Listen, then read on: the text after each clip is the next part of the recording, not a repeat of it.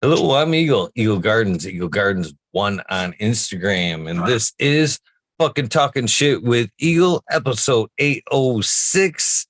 Hopefully, you guys have had a great day. I've had an awesome day myself. Looking forward to this here interview. Callous, how you doing, my friend? Nice to meet you. Nice to meet you too, man. Thanks for having me on, man. I'm doing good. You want to tell everybody where they can find you if they were wanting to look you up? Yeah, one Callous MC on Instagram. I got I'm on Facebook, occasionally, but I'm on Bandcamp, dirtyratrecords.bandcamp.com for a lot of music. But yeah, you can find me. Look up Dirty Rat Records. You'll track me down somewhere. Right. Hell yeah. I can't wait to get into like the music portion of this. So basically what we do here is get to know some of the awesome people in the cannabis community and try to get to know why they do what they do, what place the plant has in their heart for them. So basically where we start this thing off is right in the beginning. When was the first time you either used or seen the plant? Where did this all start? I mean, I guess it'd be like, junior high, probably like freshman year of high school. That's when I first smoked. Was a freshman in high school, and my buddy had a birthday party, and I went over to his house, and I think it was about like 8 hits off like the metal pipe, and it was like, I finally about the 8th hit, I felt it. I was like, oh damn, and got super lit, and from then on, pretty much didn't stop smoking, and yeah, all through high school, I mean, we just, we smoked any chance we got pretty much, but, as I got older, went to college and kind of met my buddy and, we got into growing and stuff. So kind of took off from there, but yeah, it's been a long ride with weed, man. Started pretty young, I guess. I mean, not as young as some people I know for sure, but it's a good age. Good age to start, I guess.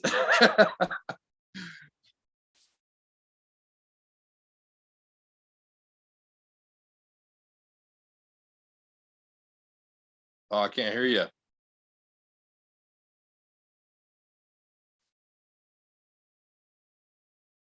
Got multiple mutes on going here, confusing myself. So You. you said you fall into the I got high the first time. So I've kind of got a little bit of a theory on this because there's so many people that are on the I did and I didn't side. Yeah, I and heard about that a lot. Yeah. I kind of feel like that's I feel like there's a barrier there that needs to be broken, and then you can actually like get high. So in this case, were you around cannabis before you tried it? Was like maybe a little bit. Not really. I mean, I think a lot of my friends had already been smoking for a while, so like they were like, I think I had seen it, but I was like afraid of it or whatever, like through junior high kind of. I was like, I was like, I'm not gonna do that. I wasn't straight. Like I would still do other things, get in trouble or whatever, but I wasn't like, I don't know, I just kind of like not feeling it. And then I think it takes 8 hits specifically your first time, bro.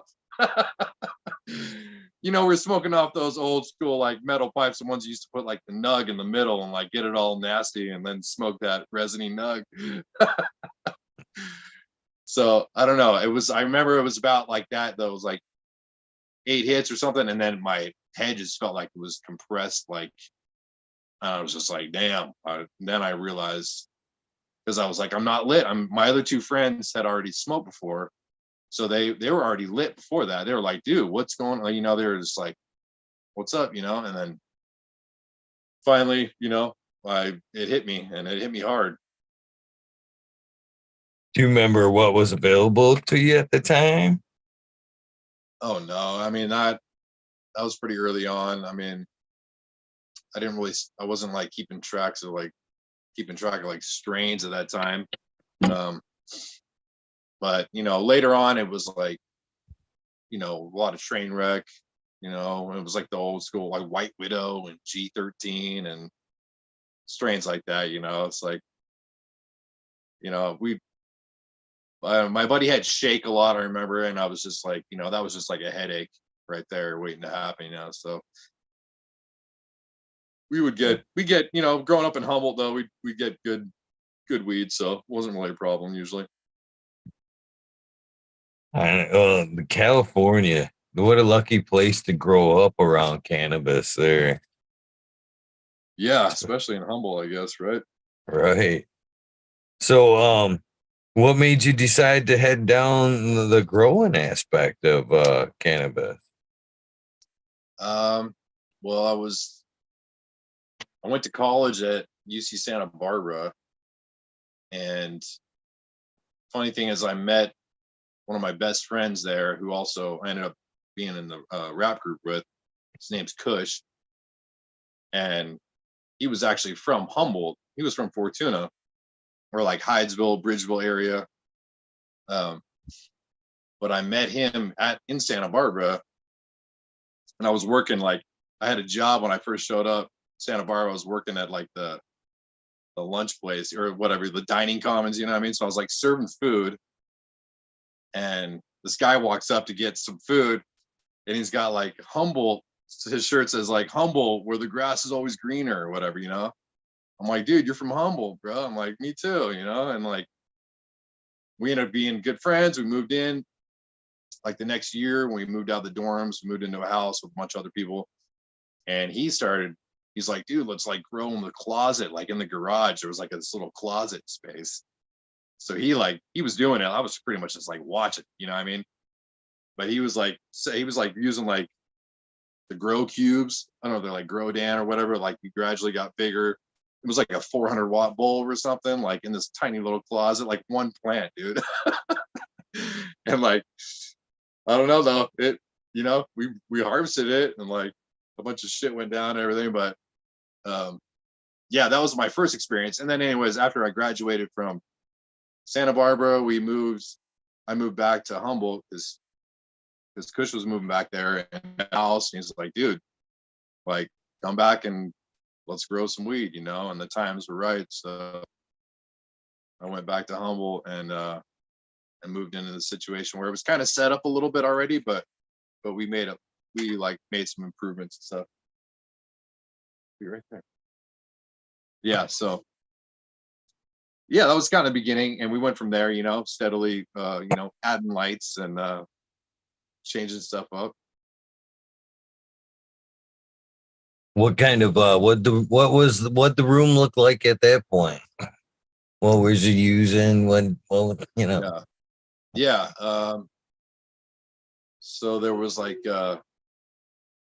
we had this vertical set up, the octagon, which I don't know how many people actually use those, but we were hell into it because you could fit a lot of plants in a small space, So you had like three lights. I'm on the phone. Okay. So you had like three lights stacked up like in a tube, I don't know, or I don't know if you're familiar with this or not, but um at this time we didn't even have a tube. They were just hanging with like a fan underneath them. So like three lights in a row hanging from the ceiling, and then shelves built around, like 8 shelves. And we would just fill those, and these were like planter box shelves. They weren't like you couldn't even move them at this time. They were like built into place. Eventually we changed it up to where you could like move the shelves. They were on wheels and stuff eventually, but to start with, they were just a solid unit, and then you go in and and the plants would grow up and around the lights. You have to like rope them back, or strap them back so they wouldn't fall onto the lights. So that's kind of how we started, with just like these three lights, and like you could pull pretty good. I mean, with the right airflow and everything, like those octagons did pretty good. I'm surprised they kind of just fell off because they were like a huge space saver, you know what I mean? So that's where we started at. And then we added like another room next to that where we did it on the ground, and we had like a light, like the old like UFO umbrella hood, like on a track. So that was covering like, I think it was like 2 lights on either side of the track. And we just put the plants on the ground, and that just covered a lot more space. You know, it didn't do as good as the Octi, but it still did pretty good and used, you know, less electricity, obviously, which a lot of times was the main, you know, key factor. Like, yeah, that PG&E was not cheap, you know.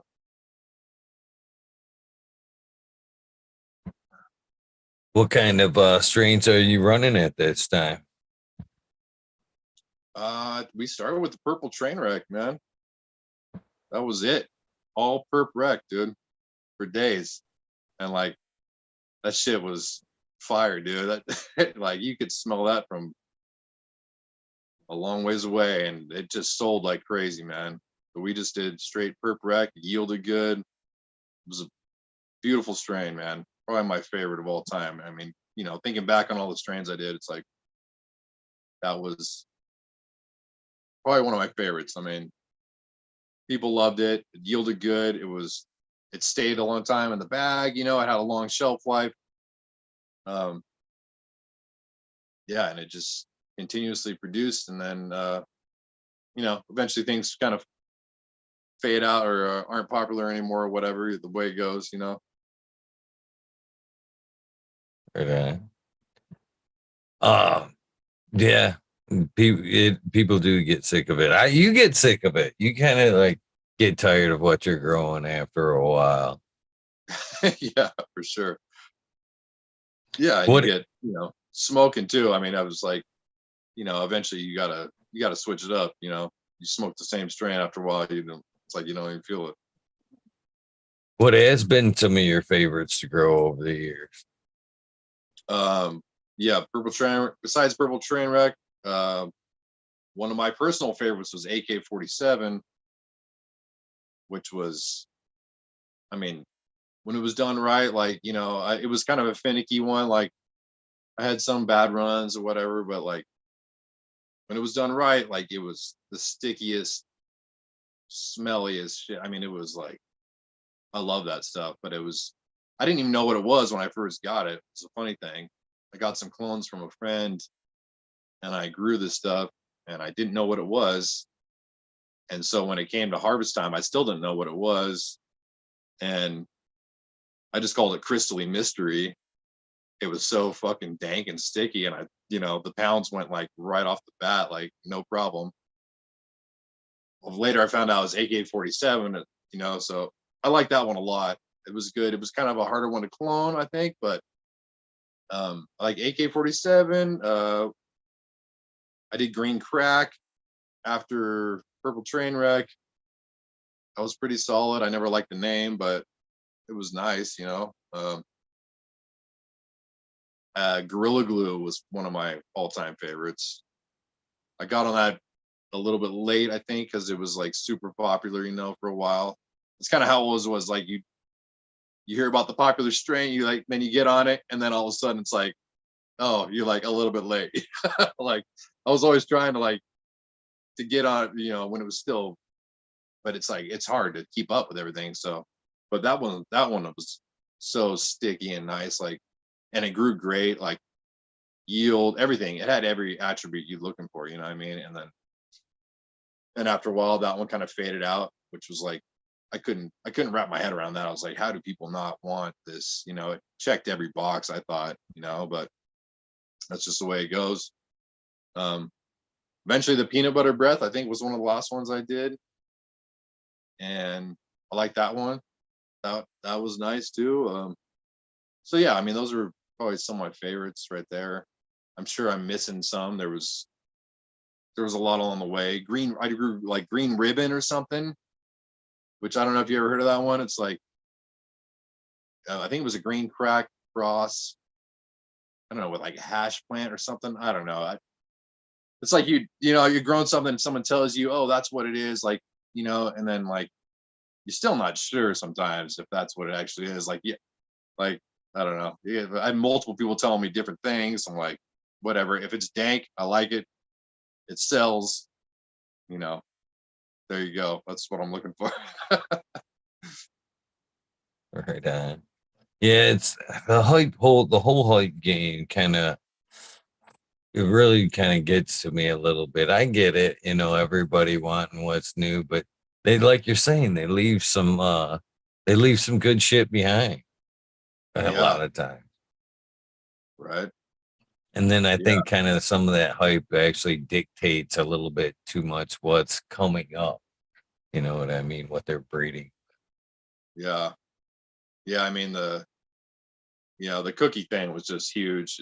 I don't know if it still is or whatever, but I did a little bit. I mean, you know, the Girl Scouts was like, I mean, that shit was like super frosty. I mean, you see shit like that, you're like, oh damn. But as a grower, it's like the yield for me personally, when I was doing straight Girl Scouts, it was, I had a few plants and they were just like, they were so small. I mean, it was beautiful though, like so nice, but like I couldn't balance that with like the yield, like what, I couldn't make it work. So it was like you're always trying to find a balance, I think, stuff that yields good and is something people want and something you like growing and everything and so it was always hard, but yeah, I don't know, it was always hard to keep up with everything, so I kind of just like, as long as I liked it and it was dank, I mean, like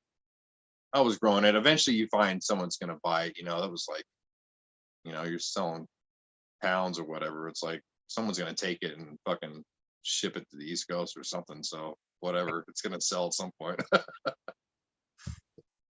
True that. So California was one of the first states to push the whole medical aspect of cannabis. Did that apply to you? Does medical cannabis apply to you? Are you a recreational smoker? I mean, no harm either way, but I'm just curious. Yeah. Yeah, definitely recreational, man. I mean, whatever. I mean, you could, when the 215 thing came into action, like that was like, I went.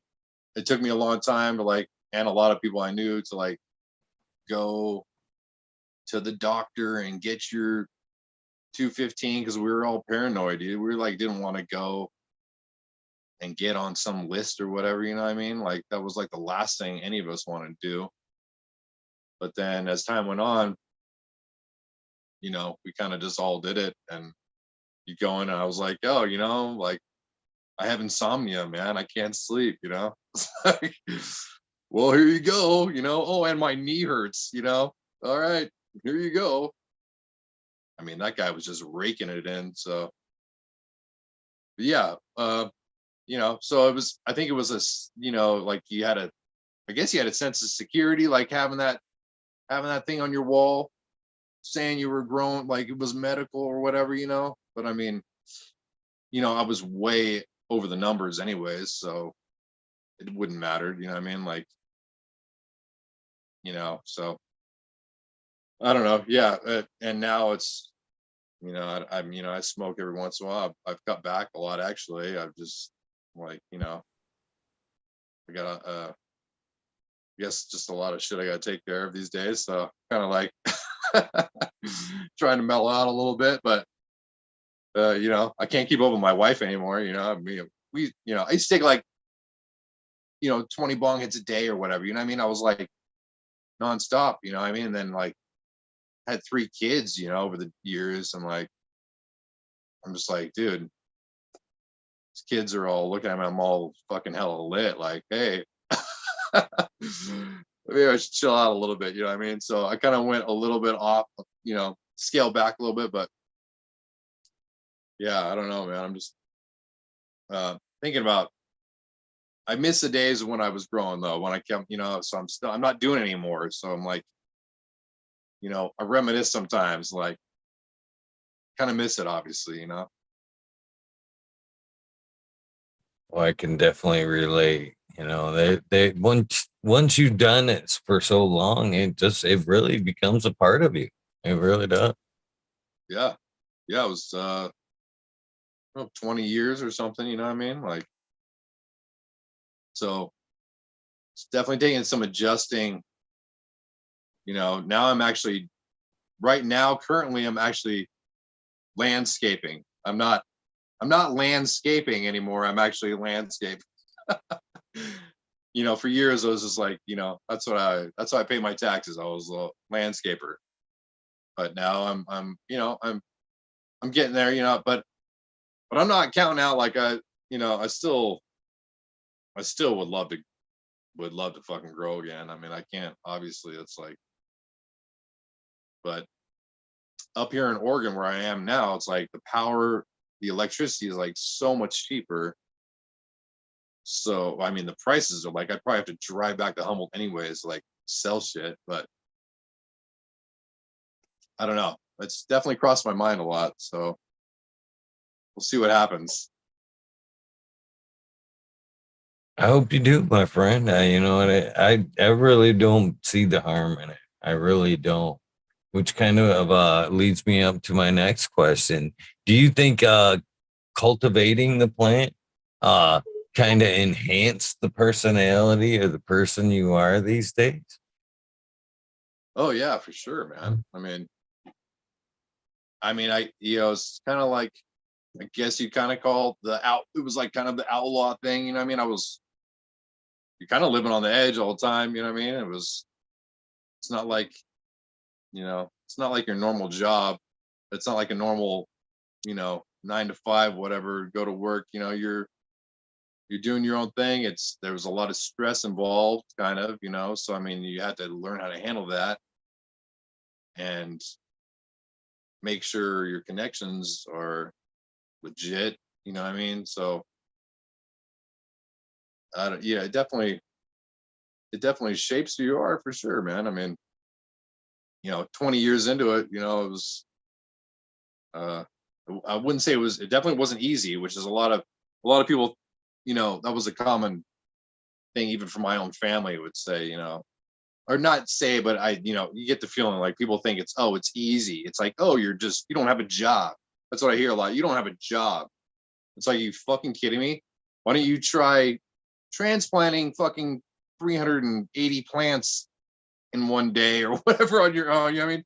Yeah. How about you get a couple pallets of dirt and you go transplant these and cut clones and spray and de-leaf, and I mean, it's work for sure. You know what I mean? And people have this misconception that it's like, oh, it's you don't have a job, which I hated that shit. It's like, no, you don't understand. It is a job.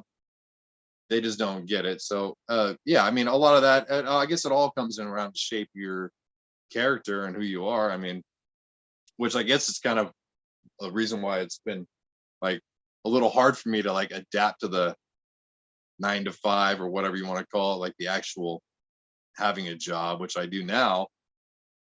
You know, I've gone through 2 of them since I moved, so well, it's all good though. I think a lot of the people, including myself, have kind of uh, went back to the 9 to 5 as somewhat of a supplemental income because of the market. Yeah, It's it's kind of sad, but it's a thing these days. But I think the market sooner or later will recover, and I think the demand for the craft market will snap right back. And at that point, I think the guys that kind of tapped out, because I don't think, or at least from my what I'm seeing, there you'll most of us still will grow for ourselves. You know what right. I mean? Because paying for it is just brutal. Yeah, right. Once you've Yeah, been on that side, paying for it is just brutal. So I think we'll continue to cultivate at least for ourselves, but we'll have that craft fire. You know what I mean? Well, we won't be so worried about what's hype or whatever. We'll be fucking growing the fire when that craft market comes out. People will respond because of the flavors will be back. yeah, for sure. I like your optimism, man. No, I'm feeling it, man. Yeah, I mean, why can't it go, the way of, I don't know, the beer, I get, I guess the beer comparison probably gets, you hear that a lot, but I don't know. I think there's so many benefits to weed that's like, medicinal benefits. So, the big pharmaceutical companies and shit, they know what they're up against, you know what I mean? So like they're gonna do everything to either squash the mom and pops or they're gonna try to take it over. You know what I mean? So it's like I feel like, they've slowly, like when it was like legalized, everybody wanted, be legalized, like whatever, like in California when it went through the second phase or whatever. I can't remember the prop.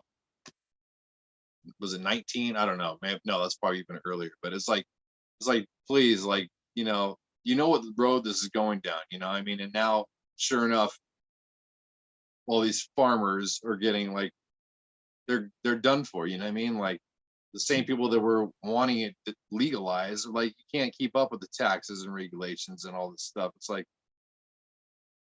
I don't know, because they know what they're dealing with. Like, I mean, this stuff is like, it's fucking like a magical plant, dude. I mean, what do it's like, shrooms, like things like these, they have like medical benefits for your mental health. I mean, they can actually like replace the other crap that they're trying to sell you, with their drugs and their synthetic bullshit. You know what I mean? And they don't want that to happen, you know what I mean? And if it does happen, they want complete control over it, you know what I mean? So I would love to think that like that there'll be a comeback. I mean, I still have like, a couple friends that are still in the game. I mean, for the most part, I saw everybody just fall off and like, dip out like I eventually did. Um, so it is good to see some people still in there and doing what they're doing, but it'd be hard to compete, and like I think, when I don't like I don't know, I have a line in one of my songs, the last thing I want to see is like Monsanto weed in your Amazon bong, you know what I mean? It's like that's the road we're heading down, you know what I mean? Like, so I don't know. But I definitely have some optimism, I always want to you know, keep a good lookout and possibly get back into it, obviously, because it's honestly what I know best, you know what I mean? So we'll see what happens. I don't know. So during your cultivating years, I know I most certainly have had the blessing to meet a lot of cool people that consume cannabis as a medicine. Have you seen throughout your cultivation years, how has your outlook on what cannabis is changed? Has it changed over the years through cultivation? Like seeing firsthand, like the people who use the cannabis, has that kind of changed throughout the years? Your interaction with people with cannabis? Um, I don't know. I mean, mostly just people that want to get fucking lit. You know what I mean? By the way, before I forget, shout out to Truth 420 who set us up and linked us up, man. She's awesome. Um, yeah, I don't know. I mean, like there's some people that use it for there's so many different reasons, I guess, you know what I mean? So over the years, I don't know. I mean, I'm going from like just, some there, you got the social smokers or whatever, like, and you got the people that need it, you know what I mean? Like my wife, like she has a history of like epilepsy, so she legit like needs to smoke, otherwise, she gets anxiety probably if she doesn't smoke, where I've over the years I kind of developed some anxiety from smoking, I feel like too much, you know what I mean? Like so it affects everybody in different ways, obviously, you know what I mean? So, um, but as far as like people on an individual basis, I don't know, like from my perspective in the business, I didn't see that much of it because I was just selling pounds, you know what I mean? I was selling pounds, I pounds were gone. They were there, they're gone. Who knows where they ended up? But I guarantee you, people were benefiting them from them in one way or another, and like and it's to each his own, man. It's an interesting plant. So I think it affects everybody in different ways. And I don't know though, the way things have developed though, it's like like smoking flower or whatever is like for a lot of people has become like it's like nothing. It's like, people are like dabbing or whatever they're even doing now. I don't even know. It's like they're like I dabbed like one fucking time, bro. I got so fucking lit. I couldn't even like contain. Like I was just like gone, bro. I'm like, that's it. Like I'll stick to flower, you know what I mean? And so I don't know. People's everything's changing quick, you know what I mean? People use it for different things, whatever they need it for. If it helps them for that, that's great. And I would say, if it has a negative effect on you, then like then don't do it. You know what I mean? Whatever. It's like, it's all over the place, I guess, man. Right now. So, how has cannabis? Let's look at it this way: has cannabis ever hindered or enhanced your life? Oh fuck yeah, bro. I made so much music just getting lit as fuck in the studio and spending hours writing raps and making beats. I mean, yeah, of course it's enhanced my life, like especially the creative side, I mean, it's there's nothing compares. I mean, you might get some good ideas when you're on shrooms and acid and shit, but good luck holding on to them maybe. But it's like if I have like hours to spend in the studio just writing rhymes or whatever, or even just like listen to the beats on my phone or whatever, like if I smoke and have like a few hours or a couple hours and I could just enjoy it and not have to do anything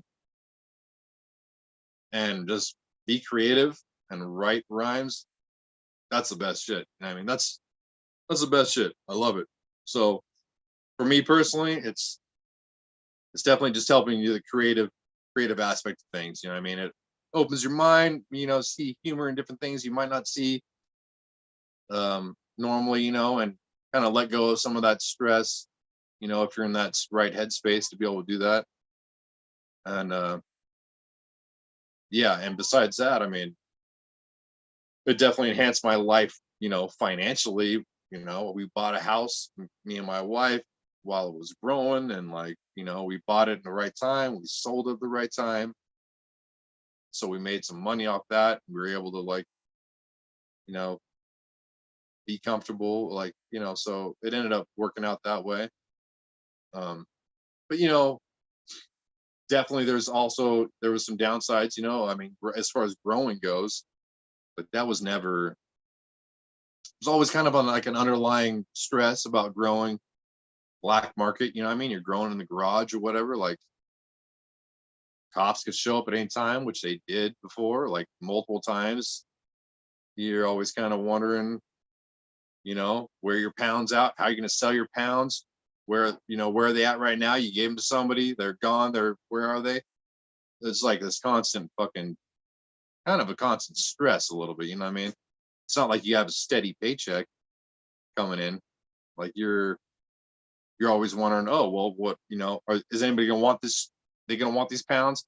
Are they going to, oh, everything's flooded right now. Like fucking who's buying pounds right now? You're going through your contacts. You know what I mean? Like, hey, I got pounds. I got pounds. I got pounds. You're just telling everybody, like, you know what I mean? Like, yeah, that was definitely stressful. You know what I mean? But so, but as long as you as long as you grow good weed, I think, and you know, you can keep up. I mean, but sometimes it doesn't matter because the market dictated everything. So it's like, yeah, you got some dank and they're, oh, what do you know? They're fucking pounds are going for good indoor pounds are going for 11 and 1200.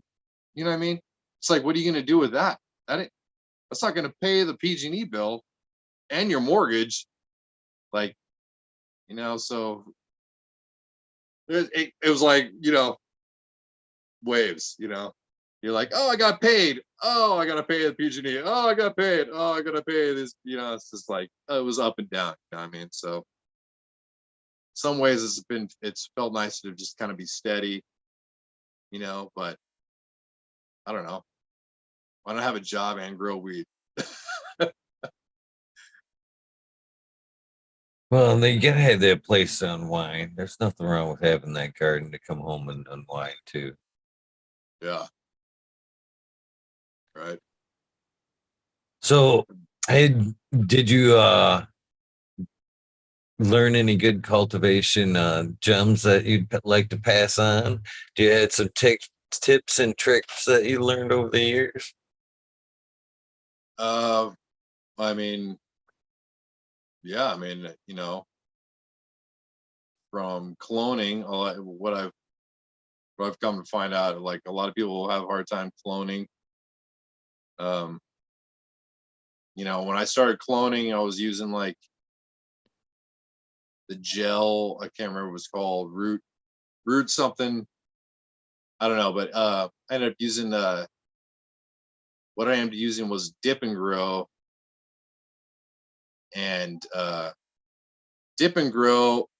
You just fill up like that little. It comes like a little, you know, little container there. You fill it up mostly with water. You only put about that much Dip and Grow in it, um, and then stick them in, and then you fill the tray with like one cap full of KLN, I think it was called. It was like another hormone or something. It was like I think it was called KLN, and you just water it in for that one time.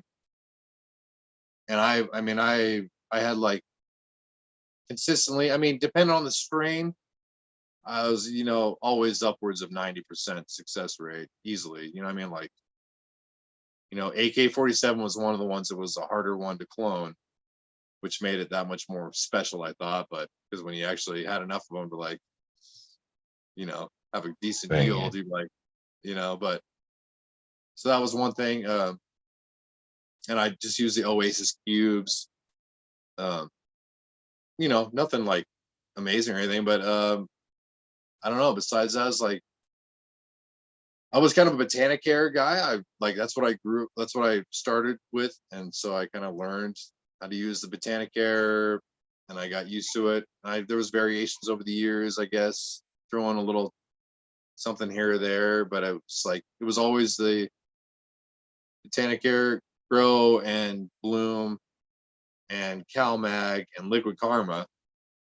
Um, and I think also like not overdoing it. You know what I mean? It like you read the bottle and it says do this much. It's like don't do that much. You know what I mean? Like for one thing, it's going to cost you a lot of money. It's probably not. Maybe to increase your yield. I don't know. That's debatable. But I mean, the taste is going to come through better. I think. I kind of was went a little soft on the nutrients. Obviously, the flush at the end. Um, you know, and I guess I added a few things here and there. I'm trying to think like I don't know, over the years use like some advanced nutrients, carbo load a little bit, some kind of mess with like the heavy 16 a little bit, but it was so expensive. I kind of just like I don't know, there was like the fire prime or whatever it was. Um but you know, back those lights up a little bit and you know, let them breathe, you know what I mean? Yeah, I don't, you know, it's like, oh, you think it's like intense, more nutrients, more light, you know, it's like, you know, let them chill a little bit, you know, and some runs I would do towards the end, I would let them go, especially if they're purple strains. I'd let them go like a couple nights, like a few days in the dark. You know what I mean? I don't know if you ever fuck with that. It's like just let them go. You gotta dry them. Make sure they're dry. You know, make sure they fucking drank all that water you gave them, and then I just let them go in darkness, straight darkness for like 2-3 days sometimes before I cut them. I think it kind of like makes them realize the end is near, so they like pumping out more, you know, more trichomes, more crisp, you know, I mean, a little bit more of everything, and get the temperature down a little bit if you're trying to get them purple. Um, but yeah, I mean, you know, I don't know. There's so much things you hear over the years, like do this and do that, do this, do that. And you try your things, but eventually it's like you kind of just like learn like what works best, what worked best for you, what worked best for this guy, and you tried and it worked good for you. Like do that. You know what I mean? Keep doing it. It's like try to be steady. You know what I mean? Try to keep things steady. You know, and obviously you're gonna run into problems. You know, there'll be bugs. There'll be things that you know you don't. You know, if you get clones from the wrong person or something, which is one good tip I'd say, make your own clones.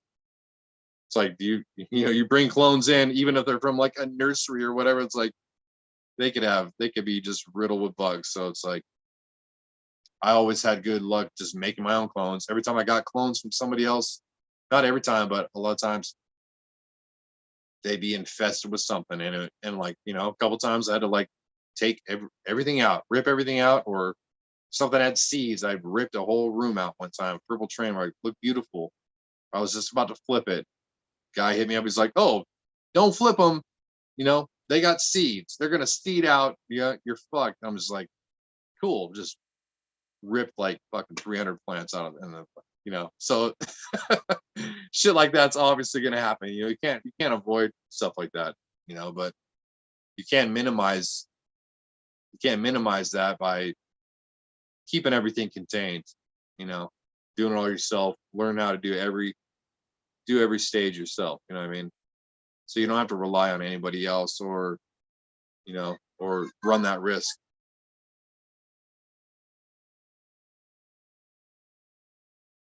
So back to cannabis and music, and when did they intertwine? When did the music and cannabis meet?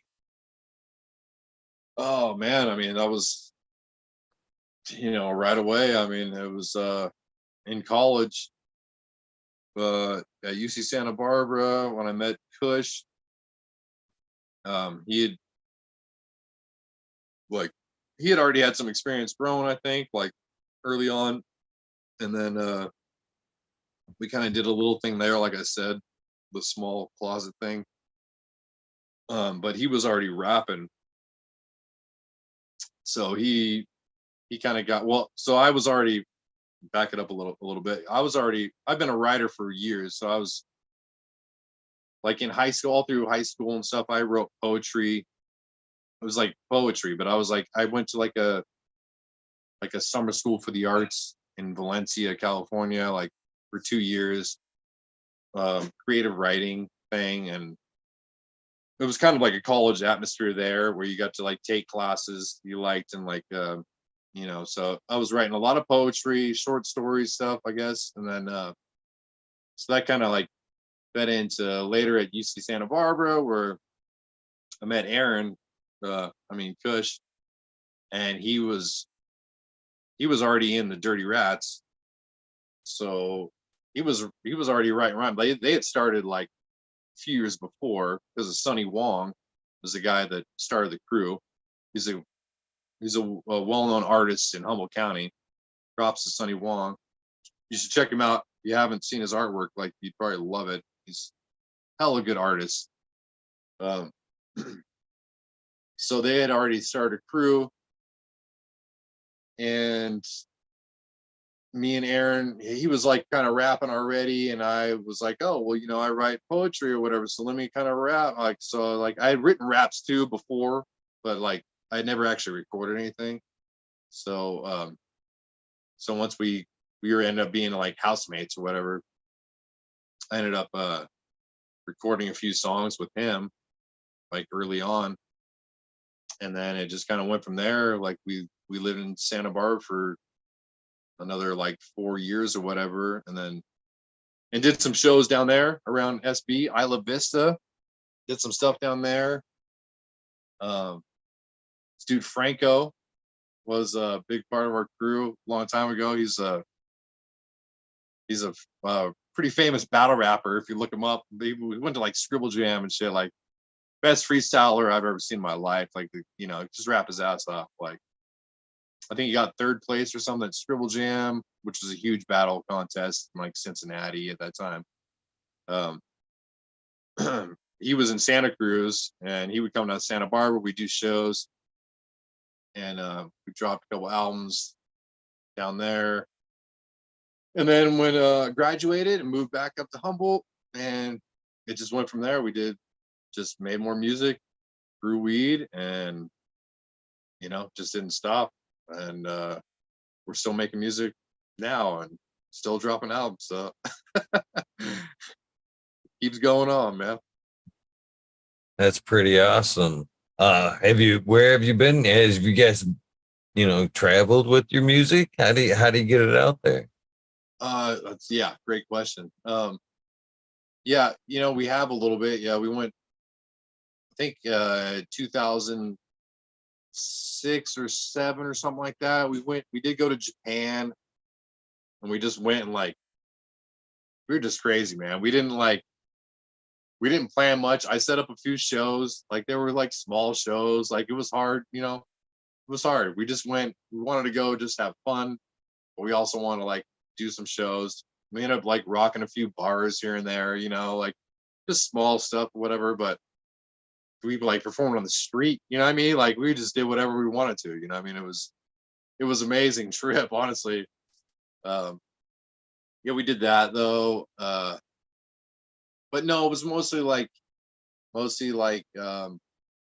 Humboldt down to San Francisco, up into Oregon, Eugene, areas like that. We never really put it together where we were going like all over, you know. We didn't like tour the country or anything like we would have loved to, obviously, but eventually we all had like kids and you know, things changed and we couldn't really put it together, but we haven't stopped making music. We did a ton of shows in Humboldt. I mean, like we've opened for, you know, not just in Humboldt, but we've opened for uh you know, Cypress Hill a couple times. We opened for Too Short, you know, like That's KRS fucking awesome. One. Like, you know, we got some big names under our belt. You know, we've done a lot, but we put out a ton of music too. So that's kind of where we're at. We just keep putting it out. So you know, we're probably like 30. I mean, if you like put all the albums together, probably upwards of 30 albums. I mean, you know what I mean? Like crew albums, solo albums. I got 3 of my own. Everybody's got their own solo thing, plus just a ton of crew albums and like a bunch that are just like kind of branches off those, you know. So yeah, and now it's kind of hard to like do shows. Now I'm not in Humboldt right now, and like you know one of the other guys in the crew isn't there either. But um, the older we got, it just seemed a little harder to like get everybody in one place at one time. But we've all managed to keep making music, so we got a new album ready to come out, and I've got another one with somebody else. Like, yeah, it's a continuous thing. I can't stop doing that. You got to keep that going because otherwise I'll go crazy. That's super awesome. That's super awesome. For one, Japan, that's super cool. And I believe Truth had mentioned Cypress Hill was one of those folks you Yeah, had played with. yeah, Pretty damn cool. yeah, yeah. Yeah, it was a crazy show. So this is like 2018 or something. They were playing at Blue Lake Casino, which is like in Blue Lake, kind of near Arcata, and and it and it snowed that night. And this is in you know, it never snows in Humboldt. I mean, in on the coast right there, hardly ever. So it was a crazy show. Snowed that night. Everybody was just like, you know, everybody was. It was a crazy atmosphere, energy. You know what I mean? Be Real's going on stage. You know, I got a jar of Gorilla Glue, just fresh Gorilla Glue. I'm just like, here. I'm like, as he's walking on stage, I'm like, Be Real, here you go, dude. Here, I like had it like labeled like, well, here, bro. Like, you know, obviously, you know, he's not in any fucking short supply of weed or whatever, but you know, hopefully he did the trick. And we rocked the show right before then we had gone on. Like it was great. It was a fucking great show, man. But yeah, that was actually the second time we had opened for them. We had done another show before them, I think, before at Arcadia Community Center. We opened for Big Boy from Outkast, Redman, so there's a long list. It's hard to think of them all, man. I've been rapping for about as long as I've been growing weed, so It seems like a fitting combo though. And like the perfect like there we go. seems like the perfect combo there, and like a legit background for a rapper growing weed and shit. You know what Yeah, I mean? right. Yeah. I mean, I guess it's my version of street cred, man. I don't know, whatever. But the thing is, like, yeah, I mean, I rap, when I go back, like you listen to like my music, it's like so much of it has to do with growing weed, you know, but it's like it's not all weed music. It's like kind of like interspersed in here and there, you know what I mean? Like, there are definitely some weed songs where it's just straight all about weed intentionally. Or I just throw in lines here and there because that's what I was doing, you know what I mean? It's like it's hard not to. So, but yeah, I mean, it definitely gave me material to work with. But I haven't been doing it for a while now, so I'm I'm uh I'm writing about other stuff a little bit, but you know that's the way it goes. So does cannabis play an undertone in a lot of some of your music? Oh yeah, oh for sure. I mean, yeah, if you look back, I mean, if you want to go back on our music, yeah, it's oh, oh dude, so many weed tracks, man. So yeah, I mean, we had one of my favorites was called 454. You know what I mean?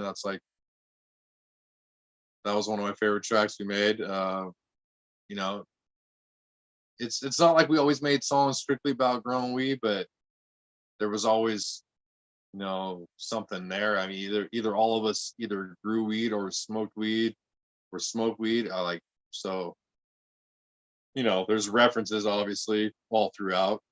Um, all of us are originally from Humboldt, so we've all grown weed or trimmed weed or whatever. So you can't get away from it. It's like that's what it's what you rap about. You gotta go with what and then obviously there's a lot of other stuff too. It's like we get some of our stuff is like political or whatever you want to call it, like um and a lot of it's just like you know just having fun. Like you get together with like a bunch of your best friends, you get drunk, you get lit, whatever. There's a dope ass beat playing. GMG, props to him, sick ass producer. Uh, and just goes from there. You just make good music because you're feeling the vibe, good beats, good friends. You know what I mean? It's all organic. So and even now, it's like it's not the same as it was then. Like where we used to be all be in the same room together. You know what I mean? Like we'd all be in the same room in the studio for like whatever 10 hours. Like we could all sit around. Before we all had kids. We just like that's all you had to do. You're like, oh, just sit around, like listen to a beat for 10 hours straight, and like at the end of the day you'd have a song. You know what I mean? So that's all changed. Now we all make beats, or we all get the beats and we all write. You know, we have our own studios. You can record, send your music, send your verse to whoever's like mixing the track down, and like make it all happen that way. Which that's cool. That's awesome. You know, I mean, I couldn't even thought about that back then. But at the same time, it's, you know, it's definitely not the same. But you know, well, it's debatable what makes better music. I don't know, but You we've kept can't at it, beat man. that We're getting in-person old. vibe, right? What's up? Yeah. I said you can't beat that in-person vibe, right? No way. No, no, you can't. I mean, same goes with like this right here. I mean, thank you for the opportunities to, in general with everybody, daily video calls and shit like that. It's cool to be able to see your friend and, chat and shit like that, but it's not the same as being in the Yeah, same room and session, you know what I mean? Feeling the vibe and shit. It's, yeah, yeah. it, That it's a good second, but you're right. It's not. no, not close. I mean, you know, that I guess that's why that metaverse is falling apart, right? So, Probably. yeah. So as far as like you said, like you guys never made it to the tour aspect of it. To that I say never, my friend. You know what Yeah. I mean? Life changes in a minute, and obviously, and I think it's pretty fucking awesome. You know that's one dream, one passion you haven't gave up. You know what I mean? And Yeah. since you've had the passion for so long and you still carry the passion, I believe you never know. There's a lot of people that's made success way after our age. You know what Yeah. I mean? Totally. So Yeah. to say that it ain't gonna happen or to give up on the dream, you're one hit song away from fucking running around. Yeah, right. Yeah, for sure. I feel that. Yeah.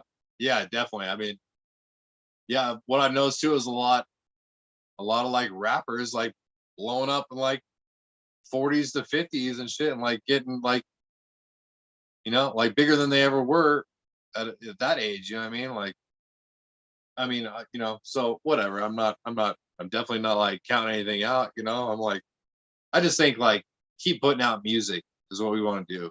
Keep putting out music, you know, and like, you know, the catalog will speak for itself, man. Like, you know, we've got so many albums under our belt.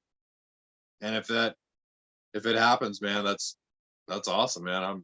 I'm down, you know what I mean? So, you know, I just like feel like you gotta like you can't you gotta constantly make new stuff. So it's like it's kind of easy to like slip into like, you know, kind of complacency and just be like, oh, you know, I'm like I'm just doing this, like I'm working every day, like whatever, which I kind of have lately, like, you know, moving after you move somewhere, which I have recently, and like had to set up my studio again and like kind of get everything back in order, which it's still not. Everything's kind of like chaotic, you know. It's just like you got kids. It's just things are crazy, man. And so, but then GMG sends me that beat, and I'm just like, holy shit! Like it just you feel it inside, you know what I mean? And you hear that beat, and you're like, okay, you know, it's time to start. It's time. This one, it's time to start writing again, or it's like you have this desire, you can't help it, you know what I mean? It's like that's just kind of how it is. It comes back, it goes away sometimes, and then it comes back, and it's just a cycle of the way it goes, I guess, man. So, you know, but yeah, I mean, if I would love to come back to Humboldt and like do some shows, because I know hip hop's blown up in Humboldt right now. Like I think a lot of things are going on. I feel kind of far away from there right now, but I'd love to get back. You know, I mean, I'm about, I don't know, 7 hours or whatever it is up in Bend. Bend's cool, but it's a little bit isolated kind of too.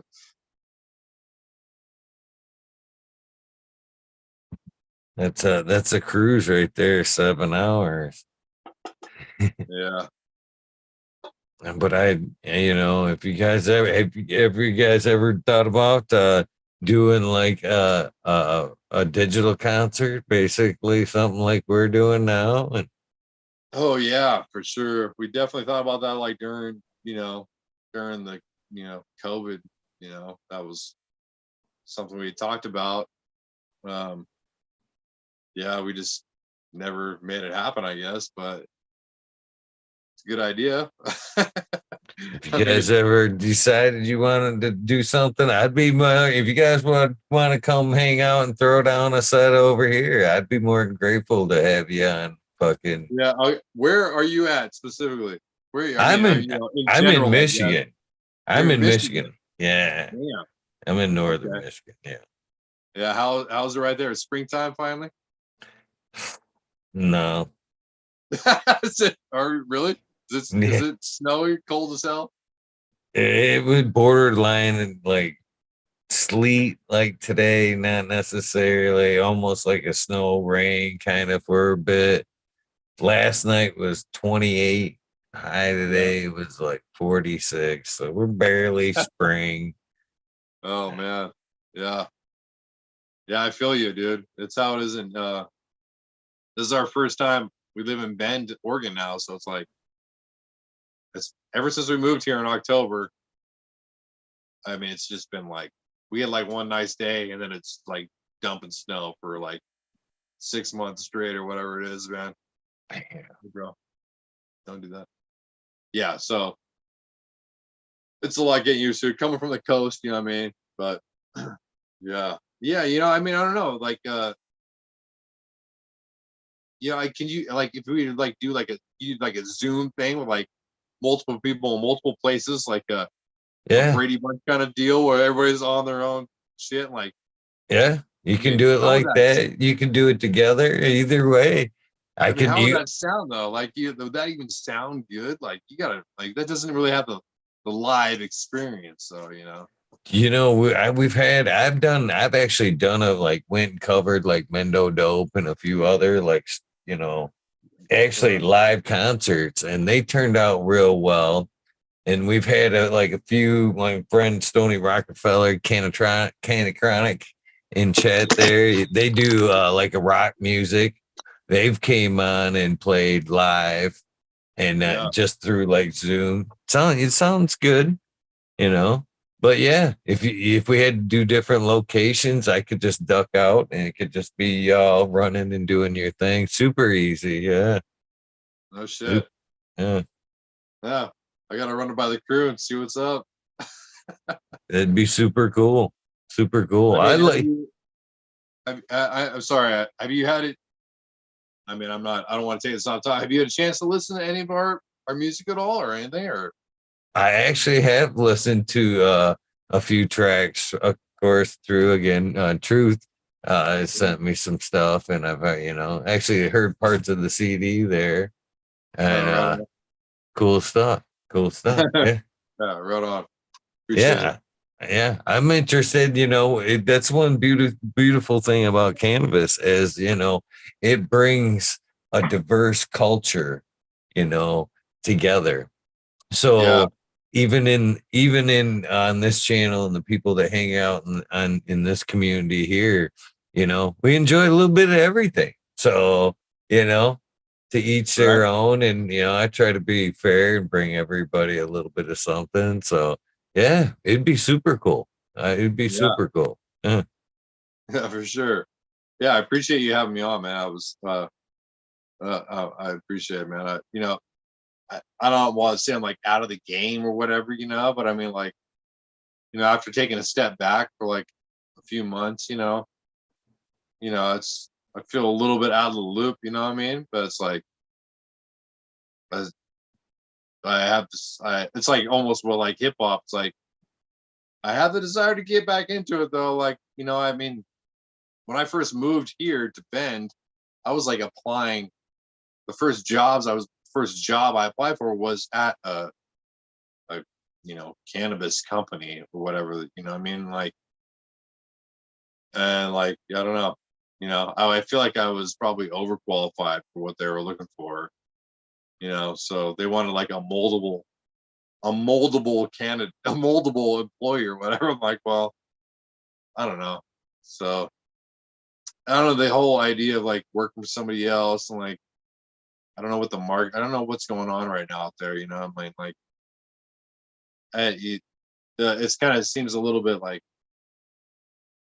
kind of the opposite of what I even ever got into it in the first place was. Like I was in it for myself. I mean, not in it for myself, but I mean, I want to be self-employed, to be independent, to be free. You know what I mean? That's what you want. Like that's grow good weed, do what you want. Like you know, have people that like your weed. Props to fucking Truth 420 again, because damn, she always like your shit tastes best. You know what I mean? I was like, hell yeah, that's what I want to hear. Like, damn. So I mean, the idea of like going to work for like, which I did for a short time after I shut down shop at my own spot. I went and worked for Humboldt Gardens in Eureka, which is like that was cool. It was all hydro. I worked there for about a month or something before we sold our house and took off, but yeah, I mean, it's a whole different vibe, you know what I mean? It's like, I don't know. I don't know how I would like be able to handle like fitting into that kind of scheme of just like, growing for some company or something, man. It's just like it doesn't feel it's not the same, you know what I mean? I'm not saying it's not wrong or anything at all. Like whatever, that's great. Anybody who can do that, that's cool.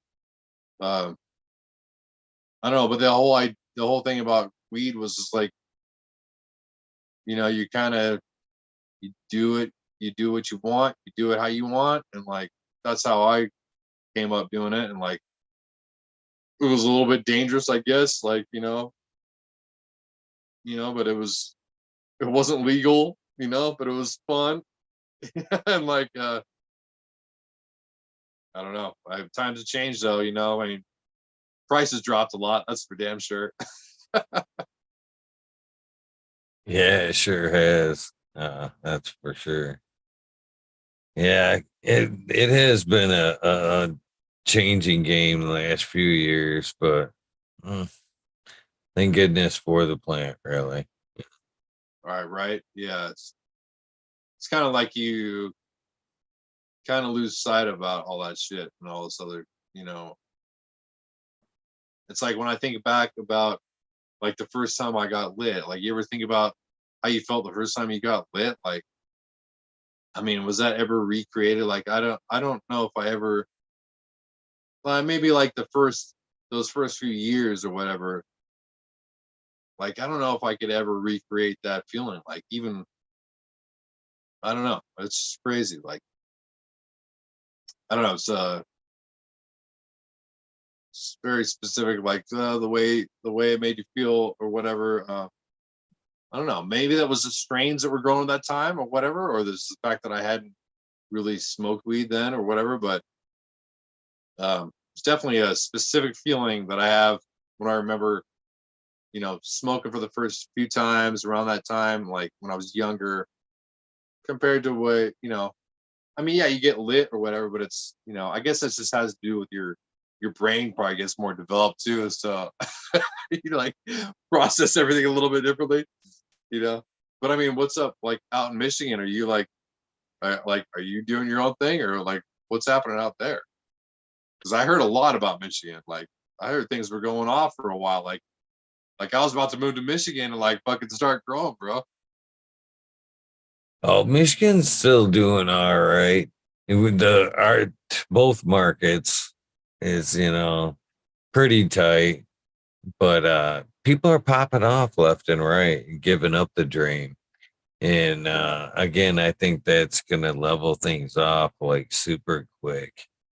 But kind of like we fall into the same kind of thing there is yeah, and I think that's a lot, and I think that's the undertone to all this is we set out to have this dream of, living life on our terms, right? Kind of the outlaw thing about it. And I think that recreational kind of like pulling the outlaw part out of it kind of took some of the fun out of it. At that point, it Yeah. was like a little bit more like a job. But like you said, once I can't do it either. I love growing with a passion, but I do not have the heart in me to go punch the clock at somebody else's grow. I'm not, that's like living somebody else's dream. You know what I mean? I want to do it on my terms, so I can relate with not wanting to, move on to the bigger grow, just doing it yourself. And that's where I really believe at some point, really soon, uh, recreational cannabis is going to fucking do itself in. Everything that we've talked about, it's a like hype, chasing hype times, you know what I mean? Yeah. That's going to be recreational cannabis. You know what I mean? And do you think that, as you've kind of alluded to, uh, keeping up with the Joneses, Big Pharma ain't gonna do that. They're not gonna be like, oh shit, we gotta fucking pull them crops, man. We gotta get these runs down. You know what I mean? They're not gonna do that shit. They're gonna fucking come up with a good SOP, and they're gonna fucking just run with it. And that's gonna Yeah. be it. They're gonna have like fucking just like beer now. There's gonna be fucking 20 strains that they pump out. You know what I mean? And I think people will get sick of that shit, man. Just like we talked about, man. You get tired of smoking the same shit. And I think it'll be back to, the farmers market at that point, or the black market, whatever, the gray market, whatever you want to call it, that people like will like the opportunity to go to the 7-Eleven and pick up some fucking weed when you're out of town or whatever. But if they get the choice, I think they're going to go to the farmers market. They're going to seek out the dank. So there's going to always be a place for the person that wants to take that chance. And as far as Yeah. like the grower and stuff like that, those of you that are on the cusp of throwing in the towel, I've said this to few of my friends, mainly my good friend Mr. Smiley there. If you're growing the fire, you know what I mean? The big dick always wins with fucking cannabis. When you come in with that stinky bag and shit, you know what I mean? People Yeah. will walk right by that other shit to go, what's that? Yeah. So, Yeah. Definitely. But coming from Humboldt, where it was like, you know, there's a lot of dank. I mean, yeah, my shit was dank, but when you're coming to the fucking party with like, you're putting your sample on the table and there's a fucking table full of fucking 50 other pounds, and there's a lot of dank shit, and they're all willing to maybe go a little lower, or that buyer's like, oh, well, we're looking for this, and like they're just nitpicking or whatever, or they're just lowballing, and you are trying to pay your fucking PG&E bill was the problem. Like, for the most part, where I came from was like the PG&E is like, I mean, you're talking about like, my mortgage is like fucking 2,300 a month, and then my PG&E bill was, at peak it was probably like another fucking $2,000 a month. You know what I mean? So you're paying for like damn two houses or whatever. You know what I mean? And when pounds are going for 1,200 a pound or whatever, or even less than that, sometimes 1,000 a pound. It makes it like, I mean, even if your shit does sell, it could sell all day. It doesn't matter. Doesn't matter. It's not gonna. I mean, unless your numbers, your yield is like off the chart somehow. Which granted, I was never like myself. I was never like I never had huge yields or whatever. I had always heard, you always hear about the gigantic yields, you know.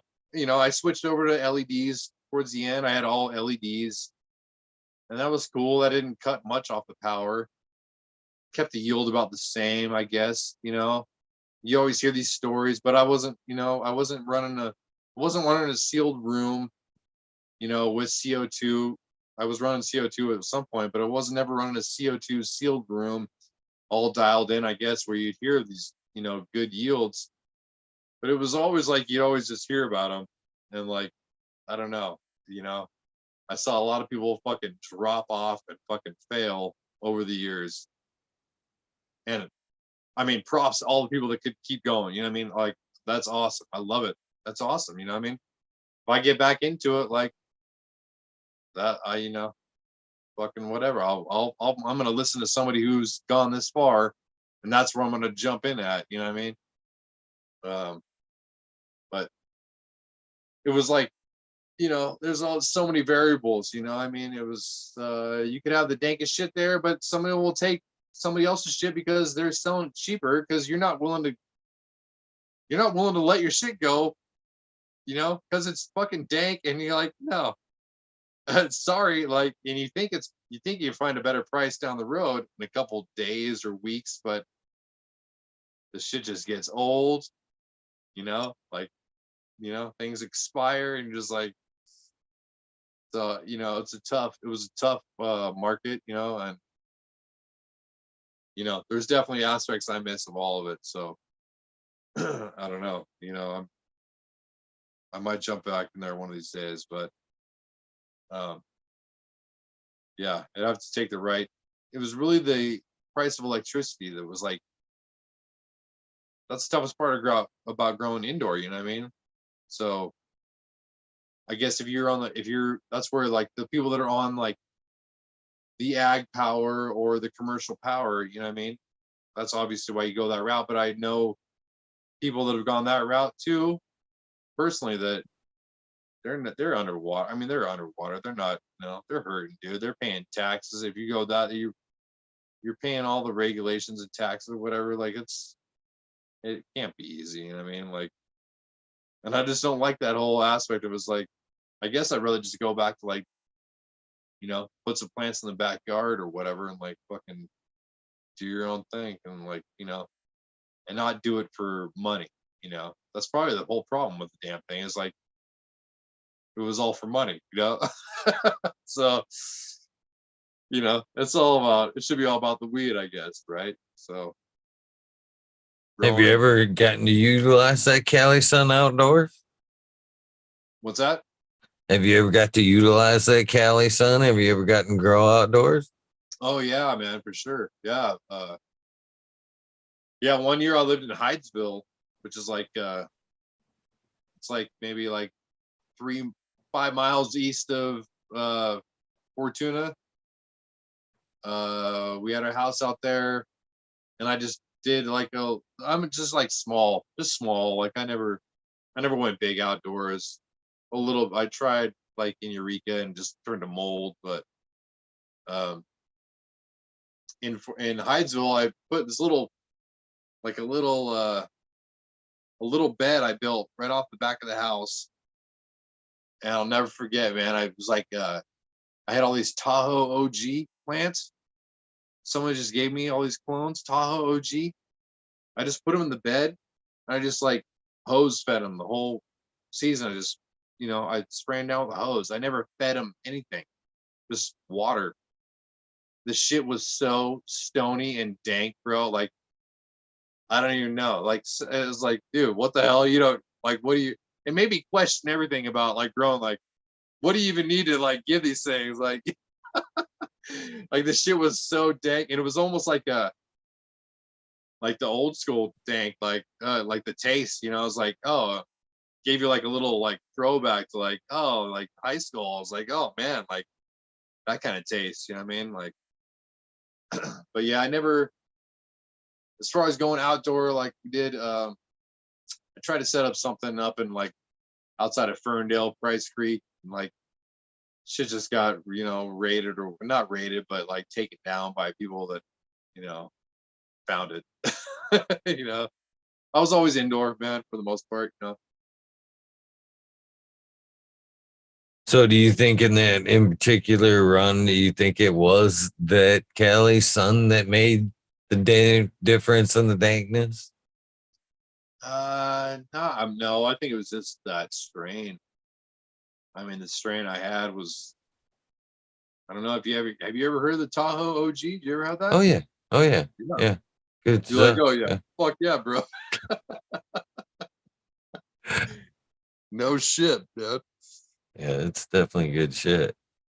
But yeah, I just wondered. So because like the age old question, especially out there in Cali there, which is better, the indoor or the outdoor? What's your opinion there? I mean, I would say like, I don't know. I mean, that's a hard question. I mean, it's like, depends on what people are doing to it. You know what I mean? I mean, people are doing all kinds of shit to their weed. Like, I mean, as far as the taste goes, I've always preferred like a good outdoor, like well grown something outdoor, just for like smooth taste. You know what I mean? But I mean, people could do the same thing indoors. That's why I always felt like my shit was like good indoor taste. Like it never had. I don't ever think I produced like the chemi taste. You know what I mean? Like I was always trying to steer clear of anything like that. A good flush. You know what I mean? Like, but I guess as far as like, if you're looking for like, I mean, I don't think it gets you as lit probably, but I mean, the taste wise, a good outdoor probably is the way to go. Like, I mean, that's a hard taste to beat. You know what I mean? Like, I got a buddy in Fortuna that grows, the shit looks like indoor. You know what I mean? It's like, Yeah. it's crazy. You know what I mean? It looks like indoor, but it's tastes like outdoor. When it's in the bag, if he trimmed it up a little tighter, it looked like indoor. You know what I mean? It was like, but it just tastes fucking phenomenal. But being an indoor guy, I was always like, I wanted to make sure that's why I never use like, I never sprayed with gnarly ass shit. I would never use that. Like I used to have to like test my stuff. For a while I was going through, for a long time I was selling pounds through a company that was, legit, and they tested everything. So so it wasn't, I didn't have like a specific number of my pounds. Like it was like they would put it on someone else's like number or whatever. So it was like, that was like before the loophole closed. It's like there was a loophole open for a while where you could grow black market and put it in the batch, and they would like put it on someone else's number, and that would just feed into the system. But that all changed when it was like the track and trace really kicked in, and like, they had to track every plant fucking from beginning to end. But yeah, so I was like, I always wanted to like, I never wanted to give anything to anybody that was like sprayed with some gnarly ass shit. Like that's fucked up. Like I had thyroid cancer in 2017, and I would never want to fucking give anybody anything that's gonna fucking give somebody fucking cancer. You know what I mean? Like, and that's what all they're, you know, that's definitely out there. So, that's a track I never ever want to go down. I would never want to put that on somebody else. So it was always like, okay, you're either dealing with like some bugs or whatever the fuck you're dealing with. Like, all right, whatever. You either like clean out your whole fucking room and figure it out, or you deal with it. Like that's just kind of the way it is. Like I always felt like I would always feel hella bad if I ever put something shit out there like that. You know what I mean? So I don't know. I guess I got off track a little bit on that, but Oh no, clean cannabis is important 100% I mean, you can taste it, right? for sure. It sucks that they don't let the average Joe kind of compete as, a small scale micro level. You know, there was a short span with for us caregivers here in Michigan where that applied to us. You know, here it started just like any other most states, I should say, where medical was first, and the caregivers pretty much built the system. You know, we were the ones that supplied the cannabis that was in the dispensaries at that time. There was no major grows. It was all caregiver driven. Right. And as we went on, and they started dishing out, which now we found out were like bribed license to the big guys to produce medical cannabis. And Yeah. we continued to get kind of fucked out of the system. Big money started fucking us out of the system at that point. Yeah. And Big we smoke. went back and forth of being able to play in the system.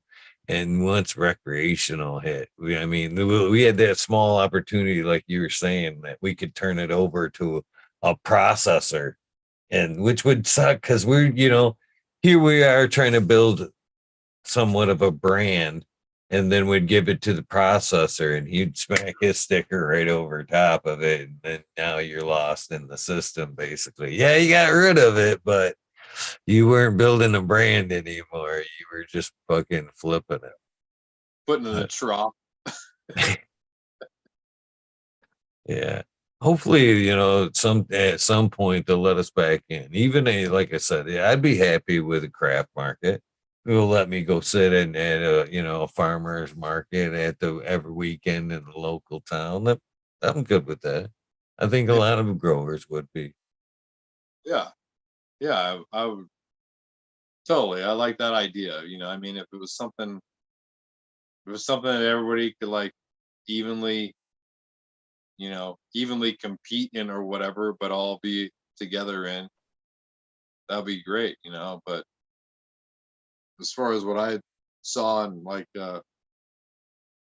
in Humboldt and everything, it was just like it just seemed like everything was just, it was like if they try to do that and all of a sudden you see, or not all of a sudden, but you know, everybody just kind of losing it. They're realizing the money's going down and like it was unsustainable. They couldn't make their payments, or they're getting hit with like all kinds of fines for this and that. And like it just seemed kind of tough. But I would love to see, if I could like I totally feel you, man. I don't want to be all pessimistic, man. If I could like start like a fucking craft grow or whatever, like I would be all about it. Or get in with people, you know what I mean? Like I would love it because that's what I know best. You know what I mean? Like right now I'm landscaping, but I'd rather be fucking growing weed, you know what I mean? Like, that's what I know, that's what I love, honestly. So it's like, but I don't know. I feel like it's all kind of set up at this point to kind of like deter people from doing that, which I feel like is like their whole objective in the first place. So which is no surprise to me.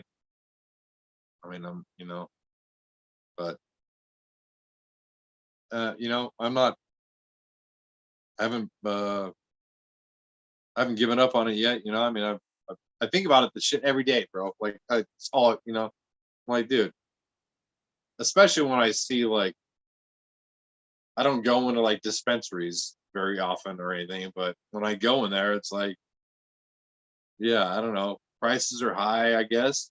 Like, I don't know, quality might be low. I don't know, but I don't know. I feel like it should be like on a more kind of like organic level, like, farmer to consumer, you know what I mean? Straight up, like, here you go. Like, Truth 420, boom, here you go. Like, I don't know. That's just like, that's the way it, that's the way it was. That's the way it should be. It's a natural thing, you know what I mean?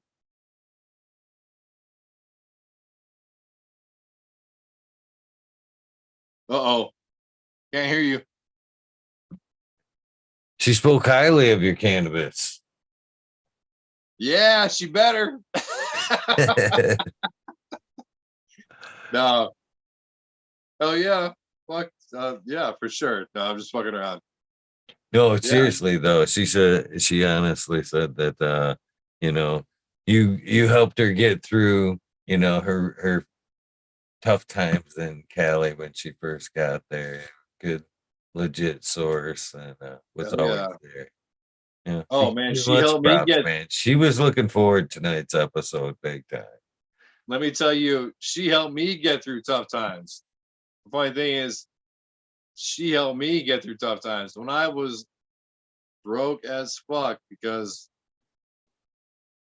that's the way things went. And she was like, "Oh, hey, can I get a zip right now?" I'm like, "Oh, thank God, I can go buy some groceries because here we go." You know what I mean? Like that was it goes both ways. So it's like, yeah, like I'm glad I could help her out, but she helped me and my family out more than she even knows. You know what I mean? Like, so props to that because that shit was like, that's tough times, dude. We were going through tough times, dude, for a long time. It's not like I was gonna be like, hey, I'm like, I'm not letting everybody know about that, but it was like that at that point, that was like much needed funds, you know what I mean?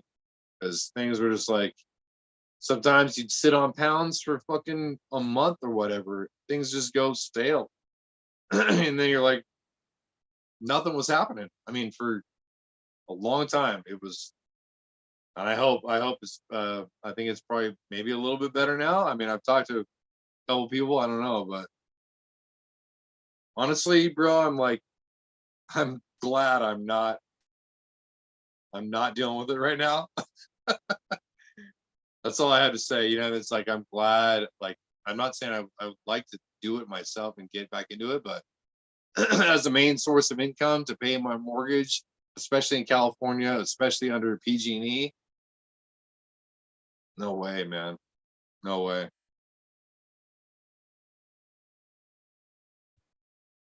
Yeah, I definitely can relate, that's one thing that I really appreciated about the caregiver network here in Michigan was, you know, the opportunity to help patients, but same, man. They should have me, through years of being able to do what I love. Uh, I can't thank anybody that, through that process that may help make my dream happen, you know what I mean? Continue to happen. Yeah. So are you is that the same situation there still, or is it like you just like kind of like the whole caregiver thing, or that's all changed there? Or is it like, I mean, what's the situation in Michigan? Is it kind of comparable to California? It is kind of comparable. Prices are definitely getting down. The caregiver system is still in place, but dying. They're trying to take it away from us. Now we're considered to be the gray market. And what's funny is like, Yeah, yeah, that's a this great, yeah, great. this is the funny part of like Michigan cannabis. Okay. So we were always at this is how it works. You can have 15 plants per patient here in Michigan. Okay. Yeah. All right. Yeah, I think that's right. 12 plants per patient. Let's look that up. 12 plants per patient. You Uh, can have 5 patients plus yourself with a max lot of 72 plants. But you're only supposed to have on hand 2.5 ounces yeah. for Good luck per with that. patient. Okay. Good luck with that. Yeah. Now keep in mind here, we are the black market. You know what I Okay. mean? With this guideline. You know what I mean? So Yeah. basically we have to like as soon as things are done, and if you're smart, you kind of do a perpetual so you're not like necessarily sitting on a large amount at any one time. You get it, supply your patients with as much as they need, and then not try not to sit on more than 2.5 per, deal in waiting. Yeah. But see, and again, the caregiver is feeding this massive black market here in Michigan. So then they gave Michigan became recreational. So at that point, any household could grow at 12 plants. License or no license, you could grow 12 plants. Yeah. And you could even grow, if you were a caregiver, you could still grow your 72 and have your 12, but they had to be in different places. Now, this is where it gets funny. We're talking about recreational, right? Party it up, have some fun, relax. Yeah. Whatever Right. you can produce on your recreational side, it's legal. Okay. You throw down, let's say good numbers. Let's say no, it's like 12 pounds. You produce 12 pound of plant off your 12 pounds, 12 plants. Go ahead and throw that in your fucking closet. That's cool, buddy. You're smoking recreational weed. That's legal as fuck. Yeah. But call it medicine. 2.5, buddy. That's ridiculous. Dude. But now again, the caregiver, and this is still going on today. But it's the caregiver that's flooding the market right now with cannabis, not the just recreational cannabis of everybody just buck wild growing cannabis and flipping it around. It's the caregiver they're trying to get rid of right now. Yeah. But that system still goes on. There is a few places where you can still sit down and shoulder to shoulder table with some caregivers in like a co-op situation. You can still hit a few events and take donations, but it's the same. There's money to be made if you want to tough it out and backpack it out still, but they're making it tougher and tougher. You want to backpack it out, yeah. Yeah. Hey, can we take an intermission real quick? Yeah, go ahead. Yeah, absolutely. All right. 2 minutes. Go here, right on. I talked chat for a minute. What's up, guys? There in chat. What are you guys smoking on? Hi, this has been a fun episode. Hopefully, you guys have been enjoying this. Any questions? Did you guys check out the link there? The Dirty Rats records YouTube link there that I posted up in chat. If you guys are interested in Callous's music there, that's where you can listen to some of it right there. The YouTube channel. I do suggest at least clicking it, checking out some of that music. Hell, right now, the 2-minute intermission is the perfect time to check out the Dirty Rats. So cheers, modern genetics. Chug away on some green tea right quick myself. Oh, I need a little bit of a drink without just chugging down in the middle of the interview there. What are you guys smoking on? DOA martial artist says. Cool. Liking to hear that. What is the terp profile on your DOA? Martial artist, how would you describe the taste of the DOA strain? Take another big chug of my tea before it gets back.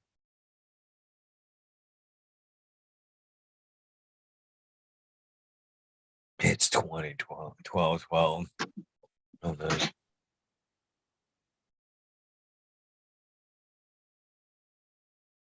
Back. Ah, nice. Thanks, man. So what has been some of your favorite cannabis? What is, like, say, your personal cannabis favorite profiles? What do you like? Do you like the gas? Do you like some pines? You fruit guy? I don't know. I mean, I I do like the purple, I guess, like the one strain I forgot to mention that I grown for a while was the Granddaddy Purp, man. That was like, the plants were about like that big. Like, I mean, they were like super squatty, you know what I mean? And like buds just like grown inside, like super close nodes or whatever. Like, but the taste of that, like, I love that. But I mean, I was kind of all over the place, honestly. Like, I like anything. I'd never consider myself like someone that like could be like, oh, this has this flavor and this flavor and like that. I was just always like, it got me lit. I like it. I like the taste, and so I was kind of all over the place. But I mean, but those heavy ones, I guess more indica heavy ones, where they just set you down. Um, that's cool for certain situations, but I guess I was kind of more like something sativa, I guess, with like, I need something to like make me more like not talkative or whatever, but just not gonna like fucking destroy me, you know what I mean? Like some shit just makes you want to like curl up in a ball and just like go home and like not talk to anybody. So I don't know, but I just like anything that's like,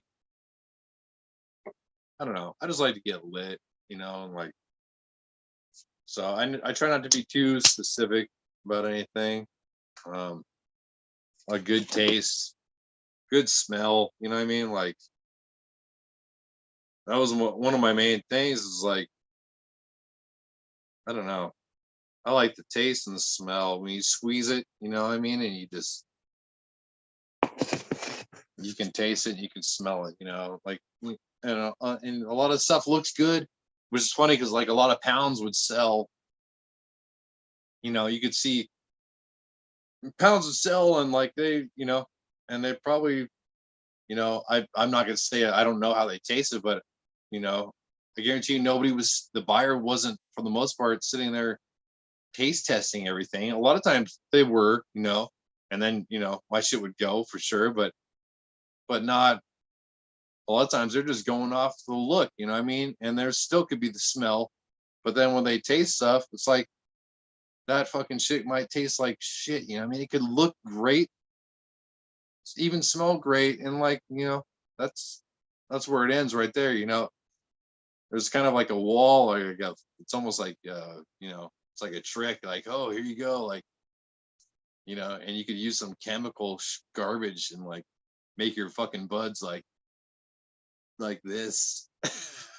And like, and people will be like, oh, look at this, and like they buy it, I guess, but I think it all comes down to taste. But for myself, yeah, I don't know, I like taste. It was hard for me to determine like specific strains and everything. Like I like anything I grew myself. There's nothing wrong with that for sure. So I've always found that you talk about the granddaddy purps being so small like that. I find that's kind of is the problem with trying to max out the market. There is that's the trade-off. They're either amazingly good and not a huge yielder, and the ones that it seems like the bigger the yield, the lesser the quality. It seems like there's not really that Yeah, unicorn there that has that just amazing, and then just a huge yield. Uh, right. that's like a unicorn strain right there. Yeah. I mean, that one, the Granddaddy Perp specifically, it was like that plant just grew. I mean, from my experience, I don't know. So there might be people chiming in on comments to me like, what the fuck are you talking about? You know what I mean? I don't even know. But like when I grew that thing, it was like you couldn't veg it enough. Like it would never grow in veg. It just didn't do anything. I grew it in like that was one of the ones I did in like octo. In the octo, like vertical, and it just wouldn't really go anywhere. And then like you flip it, and eventually you're just like, oh, I gotta flip it at some point. You can't veg it forever. But I mean, the taste was just off the charts, you know what I mean? And yeah, I don't know. Yeah, like that. And there are certain strains that were just like, I think I don't know. They just had them. I think they're just genetically in it. You know, you couldn't. You know, you'd probably have to like really fuck it up or feed it some garbage to like really mess it up. You know what I mean? But there's some strains that just have that intrinsic genetic quality that you can't really find anywhere else. You know, and then like that's the ones you want to like clone, keep going, and try not to get rid of, which is I always thought was the best way to do it. But eventually, you know, like the granddaddy purp was like, yeah, you know, it wasn't a yield. You couldn't yield. It's almost like the cookies. Like for me, it was like the cookies was like it was like an elongated version of like granddaddy. It was like it would get tall, but like the nugs were just like they were dense all the way down, like, but it just wasn't like pulling. You know what I mean? So I mean, it's super dank though, like super dank. Like I would love if I could just if I was just growing for myself. You know, if you're just growing for yourself and you're just growing your own strains of whatever you like, then it wouldn't matter. You know, that's just what you do. But when you're trying to grow, like, and I wasn't going big. I was like, you know, 15 lights or whatever. Like that ain't shit. You know, but I mean, for just your own indoor and like trying to like pay your bills and like keep your way of life going or whatever, you know, 15 lights, you know, it's like you got to find something that's like it's got to be dank and it's got to yield because otherwise you're just like you're not going anywhere. You know what I mean,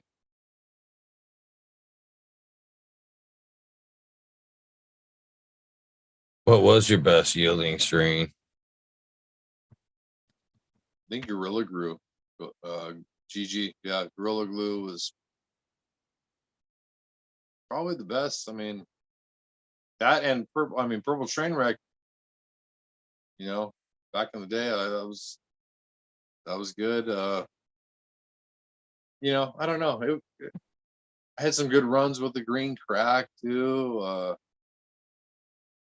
I think Gorilla Glue was probably best one, but I was never like a, you know, I don't, yeah, I was never like a great, like, you, like, I was like, oh, I got fucking 3 pounds off, 3 pounds of light. Like I didn't do that. You know what I mean? You know, so I was like 1.5 pounds light or whatever. So, you know, I never dialed it in. I guess I should have like, you know, sealed it all up, which I did. I ran CO2 sometimes and like, you know, I didn't I ran towards the end I ran like tanks of CO2. I ran like uh actual burners, you know. I didn't like the idea of burners just hanging in my garage, you know, just burning when I'm not there. It's like yeah, a little paranoid about that shit, you know. But for a long time it's like, you know, you didn't have to like maximize your yield. Like it was good. Yield was good and quality was even better. So it was like shit was gonna sell every time. Like that's almost as like, yeah, you know, quality over quantity for a long time. But then it kind of shifted gears where it's like, you know, people were looking for the fucking best deal, the best where they could like kind of like finagle it in there where they could like, oh, they get this. Yeah, maybe it doesn't taste as good or whatever. It looks good, but it's not the best, but they're gonna get it for way cheaper or whatever. So eventually it just kind of like got to the point where I was like, you know, it just you know, wasn't doable anymore. So yeah, that's the way it went. Did What kind of grow technique did you use back in the day? Did you go utilize like a scrog? Did you let them come up au natural? Oh Uh, no, I'd always no, yeah, you always clean them up on the bottoms, clean up the bottoms for sure. Um, it was always I let them go. I let them go like I mean there was like a little so you transplant them, let them like develop, you know what I mean? Let them get their bearings, let them grow, and then I'd even cut clones sometimes. Like the idea was to cut clones like obviously before you flip them, you know what I mean? But like trust me, I cut clones sometimes like a few days after I flipped them. You know what I mean? You could cut clones like a week into harvest if you were desperate, and you cut a shitload of clones, but they might grow a little fucking hair on top and they might be stung a little bit, but they would grow out of that. So if you're like, that was if you're desperate, whatever, you know what I mean? But I mean, so you I'd cut clones off the bottoms and clean them up real good. You know what I mean? Like you're talking like you want to be able to like crouch down and like see all the way through to the other side of the room. You know what I mean? Like you don't want all that crap on the bottom. Any branch you leave on the bottom is like if there's a bottom branch, say 2 weeks in, you're going through and cleaning them up again. You'd be like, if the bud on top of that branch that connects a little bit to the bottom of the plant, that bud on top looked like it was going to develop like 2 weeks in, you could kind of like get a good idea, you know what I mean? And like what's going to develop into something that you want to keep. If that's something I want to keep, I'd be like, grab the top, hold on to that, and just strip down the bottom of that branch all the way to the base. You don't want anything. I never wanted anything in that crux, like that bottom, where that branch is hitting the stalk. You know what I mean? You clean that stalk up good. Anything coming down to where like touching the stalk in between the branch and the stalk, like good luck with that. You know what I mean? Unless it's a certain strains grow differently though. It's like, some of those nugs get fucking solid as hell, dude, down at the bottom. You know what I mean? So it's like if you de-leaf it good, that could be worth it. But why spend your time doing that? It's like you go through the whole room, you clean up everything to where you're looking straight through the room, crouching down.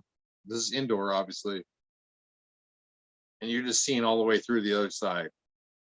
It's all nice and clean, and any branch that's like that is connecting on the bottom that has something that looks like it's going to be developing to something good on top should be stripped down all the way. Like I would, you don't have time to deal with that shit later, because later that when you're trimming it, what are you doing? You're just going to be, what are you doing? You're going to either be doing it yourself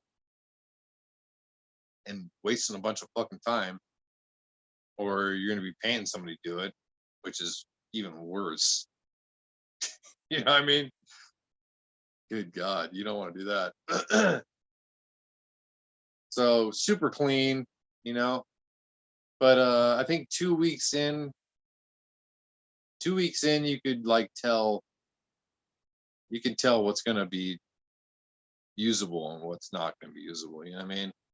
And then go back again 4 weeks in. Go back again. If you see some other shit, that's the whole time is like that's like de-leafing. I mean, you're making sure that light can go is penetrating to those bottom branches that you left that you thought was going to be good. Fucking open it up, you know what I mean? Open it up and just let the light go through. You see that light going through? That's how I always thought. I mean, not to the point where you're like, you don't want to stress the plant or anything, but I've also seen people that are like too they baby it too much, and they're just like, yo, don't do this. You can't pluck off. You can't pull the leaves off it like at this early when you're like transplanting the clone into the medium. Like, what are you talking? Like, I fucking yeah. I take those leaves off that are already brown. They're dead. They're leaves. They're those ones that you cut when you made the clone. That you cut those leaves. If they're not doing anything when you're transplanting that into the medium, like those come off. You know what I mean? I'm not babying the plant. Like, I think that's just setting it up to like be kind of like weak. You know what I mean? That's how I always thought. Like, I just, I'm obviously not going to be like hell hard on or anything, but you know what I mean? But, you know, Oh no. Yeah, I'm the same way. I'm a heavy deleifer. I'm not afraid to, manipulate them plants. yeah. I've actually horrified a few people and nights where, I've taken super tall plants and just what I call like tabletop the bitches just like halfway down. Flatten everything out, whatever. It's like, Oh, yeah. that ain't right. I'm literally just like, No, you're talking about like bending over the tops and like having them grow underneath like a trellis, or like okay. you're talking about underneath the plant. No, I'm almost like getting the plant to like scrog out. I've had a few plants where they're like 5 foot tall before veg, and I didn't necessarily want Oh top. no, So no, bro, I that's just kind of insane, like bro. bent them and just 2.5 feet in every direction and just kind of Okay, like yeah, made a yeah, 4x4 out of one plant and just yeah. So you need that in that case. You need some. You have to have some space already. If you're gonna do that, you have to have spaced out. Like you better be ready to do that shit. You know what I mean? Because otherwise, shit's gonna be going everywhere. I mean, well, I've always been one that kind of been like an advocate for bigger plants because of the plant count here, yeah. No, I feel that. I like that. Yep. I've always been, here in Michigan, I've seen a lot of people, you get the plants and that they shove all 12 in a 4x4 and I'm space them out, make them a little bigger. Yeah. Four Yeah. to They need six in room. that space. Yeah. Yeah. Yeah. I mean, I went through all sizes of pots. I mean, I went through. I used to do like two, no, 3 gallons. 5 gallons. So eventually, I did some 7 gallons. Eventually, I think I went back to like the 5 gallon talls.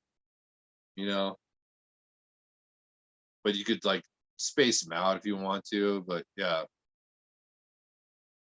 that's uh, definitely important. You got to give them their space. You know what I mean?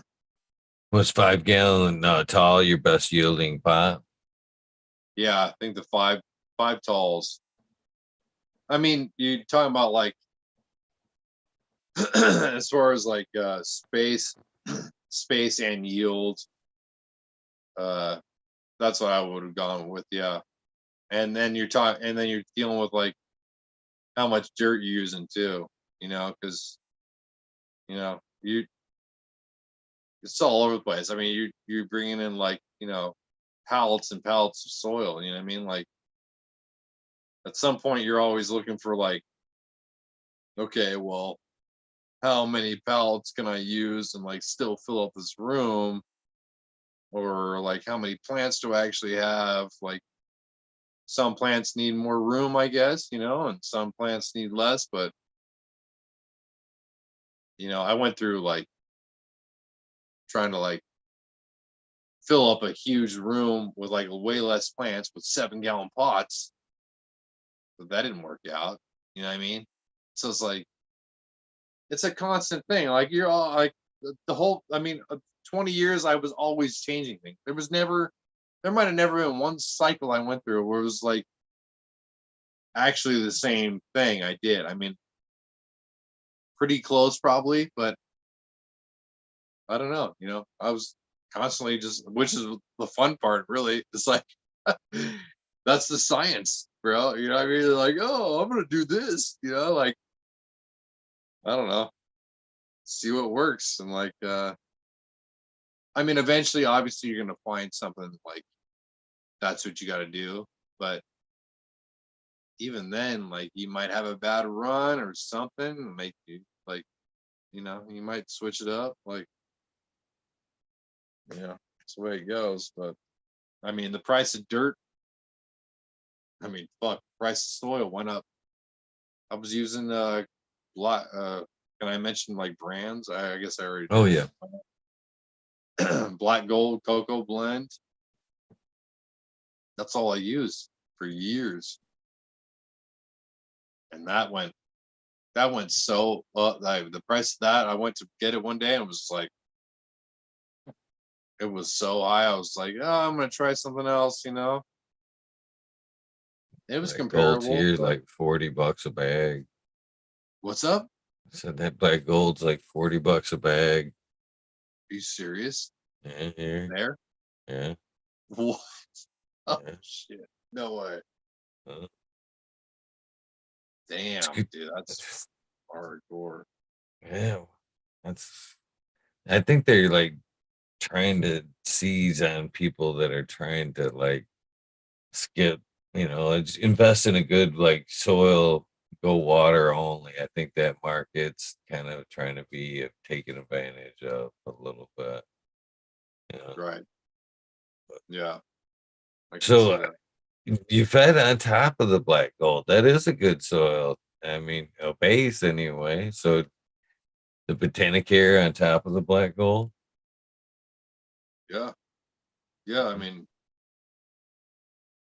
yeah. I mean, I did things here and there, changed it up a little bit, I guess, sometimes. But yeah, I mean, that was the go-to. I mean, a lot of people will be like, "Oh, Botanicare is probably like, I don't know if we consider that like generic or beginner shit or whatever." But I mean, I never had it like I never had a problem with it. Like, I throw in different things like every once in a while, like, but Botanicare was always like it. I mean, if you did it right, I feel like it always had a great taste. You know what I mean? And obviously, it's probably like a lot of people probably be like, "What the fuck?" Like, like I don't know, but I think you gotta like ease back on everything. Like whatever they're telling you on the bottle, they're trying to sell you more of it. For one thing, obviously, and then flush. You know what I mean? And just be like, they don't need that. And the what you talked to me earlier about was like that summer when I grew that Tahoe OG, and I just fed it. I just fed it hose water, and like turned out to be. I mean, it was stony as fuck. Not only did it taste great, like it was like old school stony weed, and I didn't do anything to it, dude. It's like, and so that made me realize, like, which I had already heard before, and since then, and it's like, you know, what do you really need to do? Like, maybe you're overdoing it, and obviously, like, you think they're like, well, they're trying to sell you their nutrients. They're gonna tell you this and they're gonna tell you that. Might be overdoing it. I mean, so I always cut it back a little bit and then make sure obviously flush. And I don't know. I was always about taste, I mean? Taste. I think taste almost and effect kind of go hand in hand. I mean, I guess not. I don't know though. I mean, if it tastes good, it's probably gonna get you lit. I don't know, like, you know what I mean? I don't know. It's like I always had people who are happy with my shit. It's like tastes good, gets you lit, and this would be like, you know, Gorilla Glue next to another Gorilla Glue, and there was a taste test going, or like, my shit won a lot of times, so whatever. I never won any awards, I guess, but it was black market. I wasn't going into the fucking cannabis cup.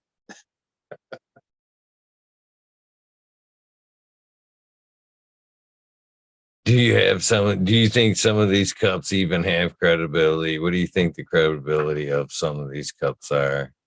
I fucking don't even know at this point, bro. I mean, there's so many of them. Like, I don't know. That's kind of what I'm getting at. There's so many nowadays. I mean, at one point there was, high times, and that was, there was some credibility in that, but then that, you know what I mean?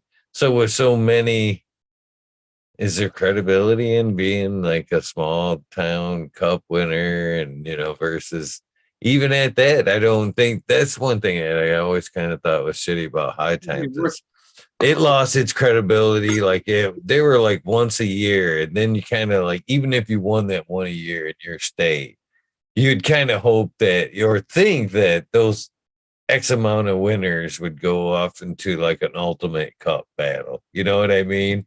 Then you could be like the creme de la creme. You know what I mean? My bud fucking yeah, kicked everybody's ass or whatever. But then they started coming around like 3 times a year. What's your cup? What am yeah, I, the third of the year winner? You know what I mean? What's that fucking cup mean and shit?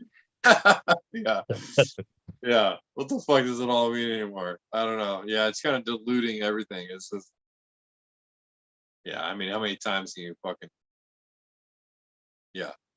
No, it doesn't. I have no faith in any of that shit. I don't know because whatever. I personally feel like I grew some dank. I never entered any of these fucking competitions. Whatever. Maybe I would have won some. Maybe I wouldn't have. Whatever. I don't even fucking care. That wasn't even the fucking point. You know what I mean? You don't grow weed to fucking win some fucking competition somewhere.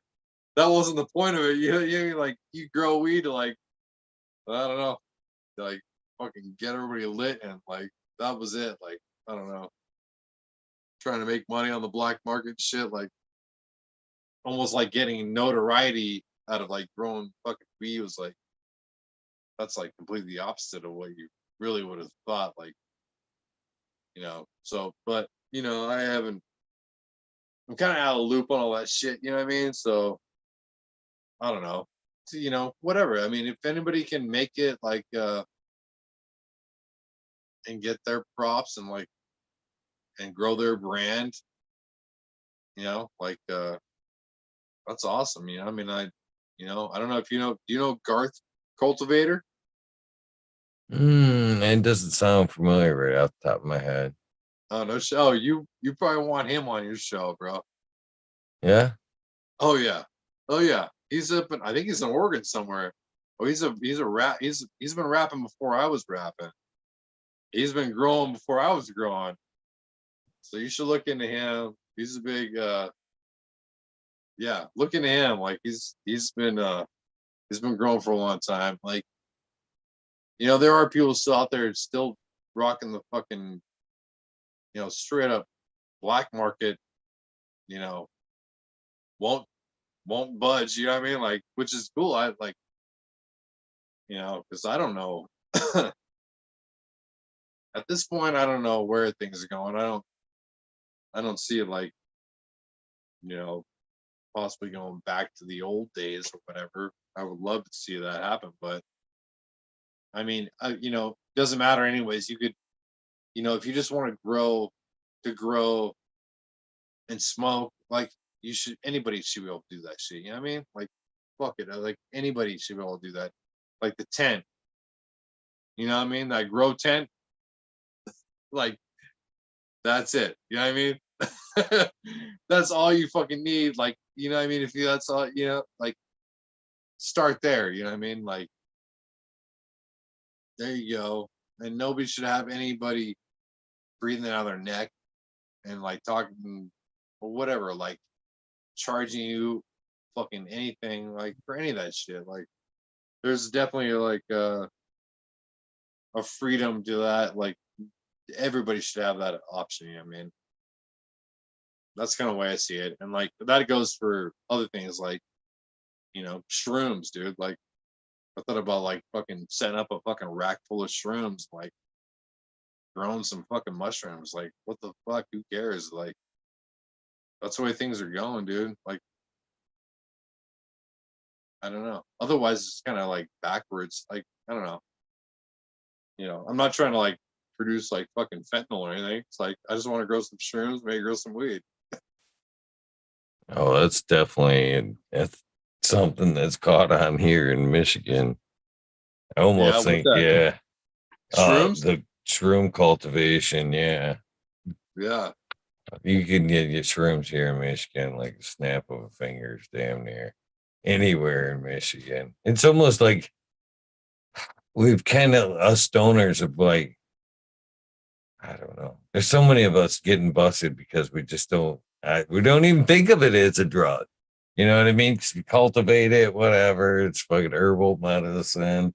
So we Right. fucking backpack them bitches right with the rest of our cannabis, and we don't necessarily. It's legal. Yeah, a lot of the growers are getting pulled over. What's this? Oh shit! Got that zip of mushrooms in my fucking bag. All right. Yeah. Yeah, but I mean, I don't know. I mean, it's like weed's one thing. I'm starting to think about like, I mean, I think the medical field is opening up to like a lot of other things, like talking about like shrooms and even like, other things you might not think of, like they're researching that as far as like curing like medical disorders, mental health disorders. I mean, like psilocybin, like mental health. Yeah, I mean, and like as weed has obviously been for a long time, but I mean, I don't know. I think there's a big field opening up probably eventually, which is going to lead things in a certain direction where like people start understanding the natural benefits and like the things that are out there already that aren't fucking synthetic garbage that are gonna fucking give you a lifetime's worth of fucking side effects or whatever. You know what I mean? Like that's out there. Yeah, I mean it's in the works. Like there's a lot of development going on. So it's coming no matter what. I mean, I don't know. So and weeds like the beginning of that. I mean, people have already known that for years. You know what I mean? So it's like they've already known that. But you're talking about like weed, compare that to like mushrooms. It's like, well, no shit. Like mushrooms are fucking good for you, like in a certain dose and a certain fucking mind state. Here's this dose of this fucking psilocybin. This is gonna fucking make you realize, like, that, you know what I mean? I don't know. The possibilities are probably endless. So I don't know. I think a lot of shit's gonna change probably in the next few years, but obviously there's gonna be the resistance. You know, big resistance.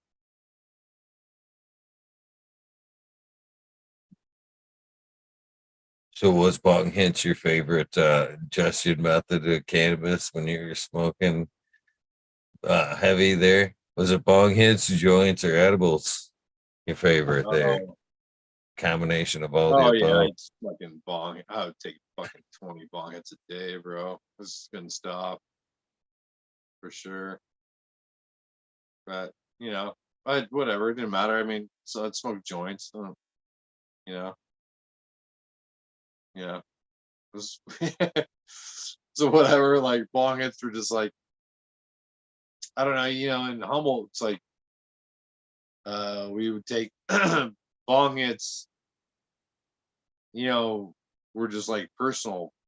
We call them snappers, dingers, you know what I mean? And so those like you just take them to yourself, suck them down, you know what I mean? I don't know how you guys did it everywhere else because my wife was always like fucking packing a full fucking bowl in the bong and then like trying to pass me this like half hit bowl. I'm like, I don't want to fucking smoke your fucking half hit bowl. Smoke that shit, snap it down. You know what I mean? Like, I don't know. We were always like, you take in Humble, we were always like, that's a binger. Back a little bit, you snap it down, and you pass it along. And keep that shit going, you know? So I was always about bongs. I was always hit bongs, you know. I think What for about the you? most, You smoking joints like a fucking chimney, bro. You do. I smell. Yeah, that's my main method there. But as far as like how do you guys do it there? For the most part, I think we've evolved a little bit. I think for the most part, growing up, it had been packing that bowl and then passing it around until it Yeah. was gone. But as I'm more matured in my cannabis use, even bowl etiquette was something that, I didn't even think about until later in cannabis and shit.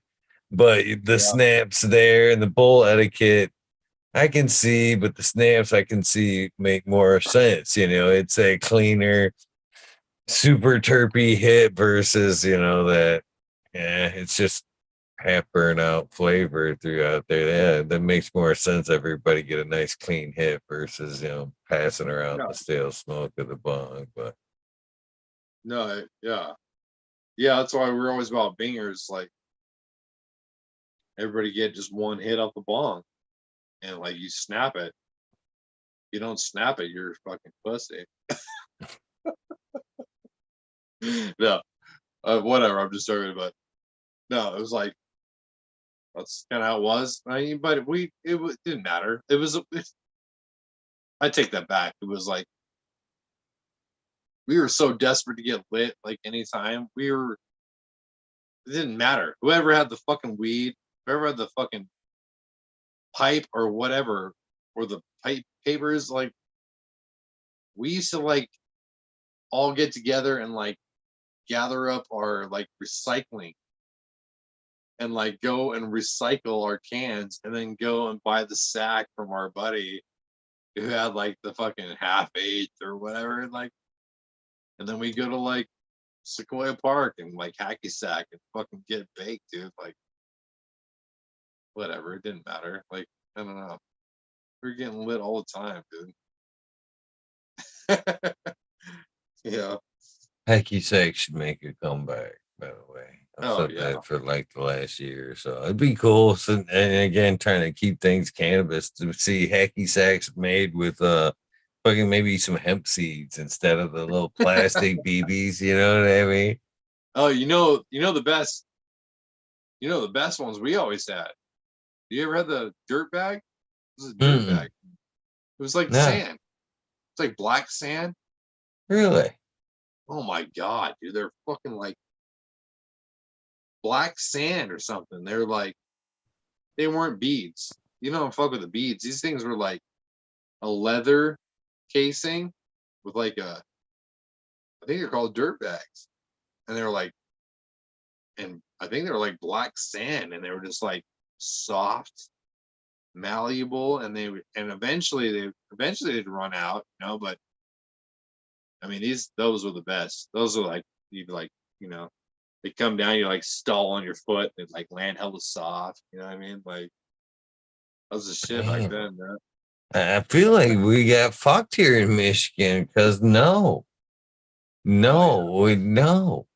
We had leather bags, but I mean, to get them to where like you're talking about, you either had to fucking manipulate that Oh, these are bag. like I mean, squish oh, the these are fuck probably out of like it, stretch the leather, or you'd have to like stick a pen in the like the seams and get some of the fucking baggy, these are out of like there. actually like I think they're actually like suede.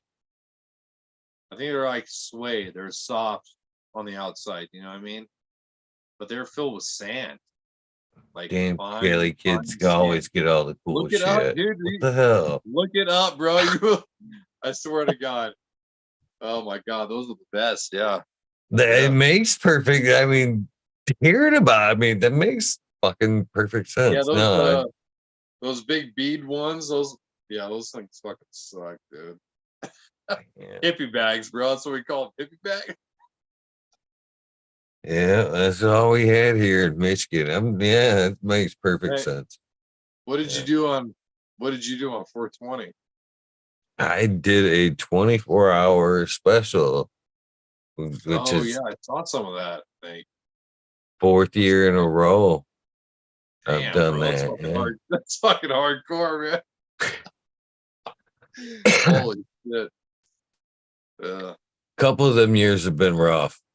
I'm not gonna lie. I don't This doubt it. year, this year I passed through pretty good. There's been a couple of years where, I mean, you come across that 24-hour mark. Let's see here.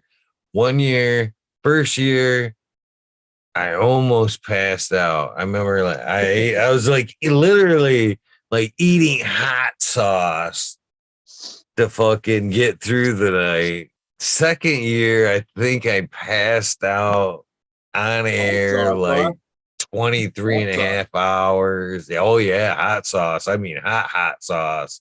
That Damn. shit worked good too. I mean, it fucking pick you Nice. up for about 15, 20 minutes and have The cheap another. cocaine. Yeah, yeah, I guess, yeah. Damn, that's Yeah. fucking ballsy, bro. I don't know how you do that shit. Yeah, there's been some good years. I've actually done a few like I've done a Thanksgiving, a couple of 24-hour like Thanksgiving episodes. I think there was maybe even a 24-hour Halloween. Been quite a few 24-hour episodes where I just get kind of fucked up. I like the holidays. My holidays are my favorite to do because it's like they always seem like that after party at the like the relatives after everybody has dinner and they find their way outside and they're having that fucking smoke sesh outside or something like that. That's kind of Right. what like the shows have been like on the holidays, man. Everybody eats, the fucking comes and fucking fucks off all day. Good fun. Hell yeah. There you go. That's cool. What'd you do? Did you do anything fun there? 420. Damn. I smoked weed that night. No, yeah, no, I worked all day, I think. Uh and then yeah, I think my kids had some baseball games here and there. I came home and I was like in the mood and I just loaded up the I loaded up the pipe. It was yeah, some of that outdoor for my buddy in Humboldt. And got me pretty lit, man, because I don't smoke that much anymore. So it's, damn, I was feeling it though. Oh my God. I was like, dude. And I wrote a bunch of rhymes. That's what happened. It's like I got lit and I started writing. It's like, oh shit. That's why. That's why I fucking smoke much weed. It's like, I don't know, dude. I swear to God, you start smoking and I was like, put the beat on, like, dude, then you feel it and like start writing rhymes and they just kind of flow, you know what I mean?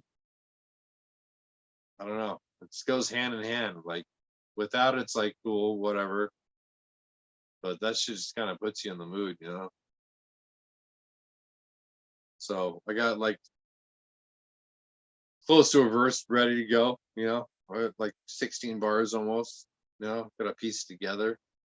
And, we're making a new album, dude. So, you know, the 40-year-old the 40 to 50-year-olds are fucking dropping new shit.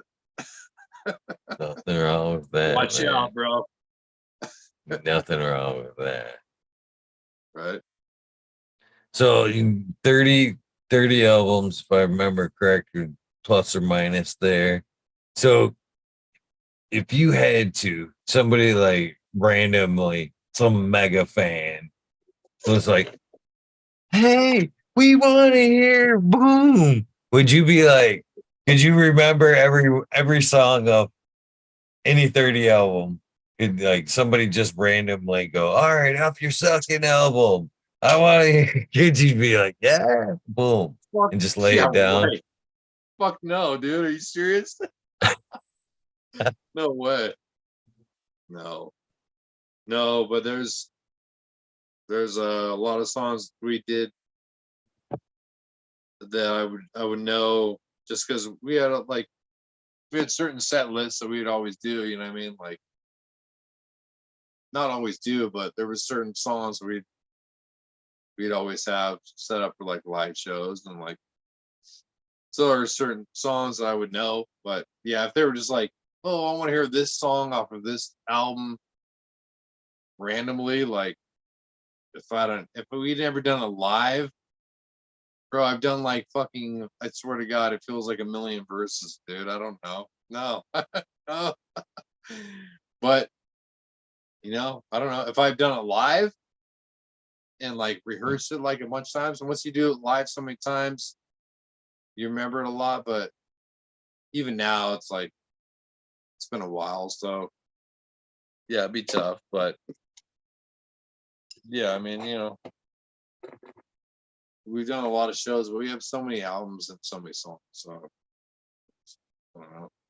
I'm not trying to like fucking brag or anything. It sucks. We should be more polished on our new shit. You know what I mean? But we're just like kind of we're just trying to put our new stuff out there right now at this point. Like we're sitting on like another maybe like 15 songs right now with a new album ready to go that we need to put out, and then I have another album with this guy Ink the Ill Scene Illustrator. Me and him have an album done. It's got to be a little bit polished up, but we got another album there. Me and Mr. Ocean got an album. It's like there's a lot of music flowing around. So yeah. That's pretty awesome. So from what I've gathered, that means there's had to been a lot of good cannabis floating around. Oh yeah, definitely. Yeah, So I guarantee it. I was able to find the Instagram and the YouTube links that I threw down in the description of the show for those people looking to sample the music and see what it's all about. Hell yeah. Got some great mods that's also been kind of echoing that through chat this evening as we played. So hopefully we get a little bit of interest, people checking out what you're laying down there. Oh yeah, appreciate it, man. I enjoy the creativity of what cannabis, helps provide. Both in artwork, rap, however it comes down, woodworking. It does help and open up that mind's creativity, and I think that it's essential, man. As we go push on, man, we see more and more art programs being shut down and fucking music being not so pushed in schools anymore. It's super important to kind of, even as an adult, to keep that creativity outlet open. And I think Yeah, cannabis helps provide that anyway. for sure. Yeah. Are you? How do I know you're not AI? Are you? I, I don't know. I think that's where I guess I have to like put together the windows or match a couple of boxes. I don't know how. So you gotta like How does that work live? I don't know. I think maybe I don't know. Hold up a fucking time and date Yeah, newspaper. I scan don't know your how that shit. let me scan your eyeballs or something, bro. Shit.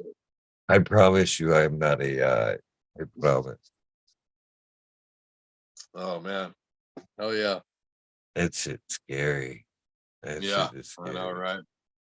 right? I heard Drake drop a whole new album, and he's like, it's all AI shit. Like, Really? Hey, yeah. No, really?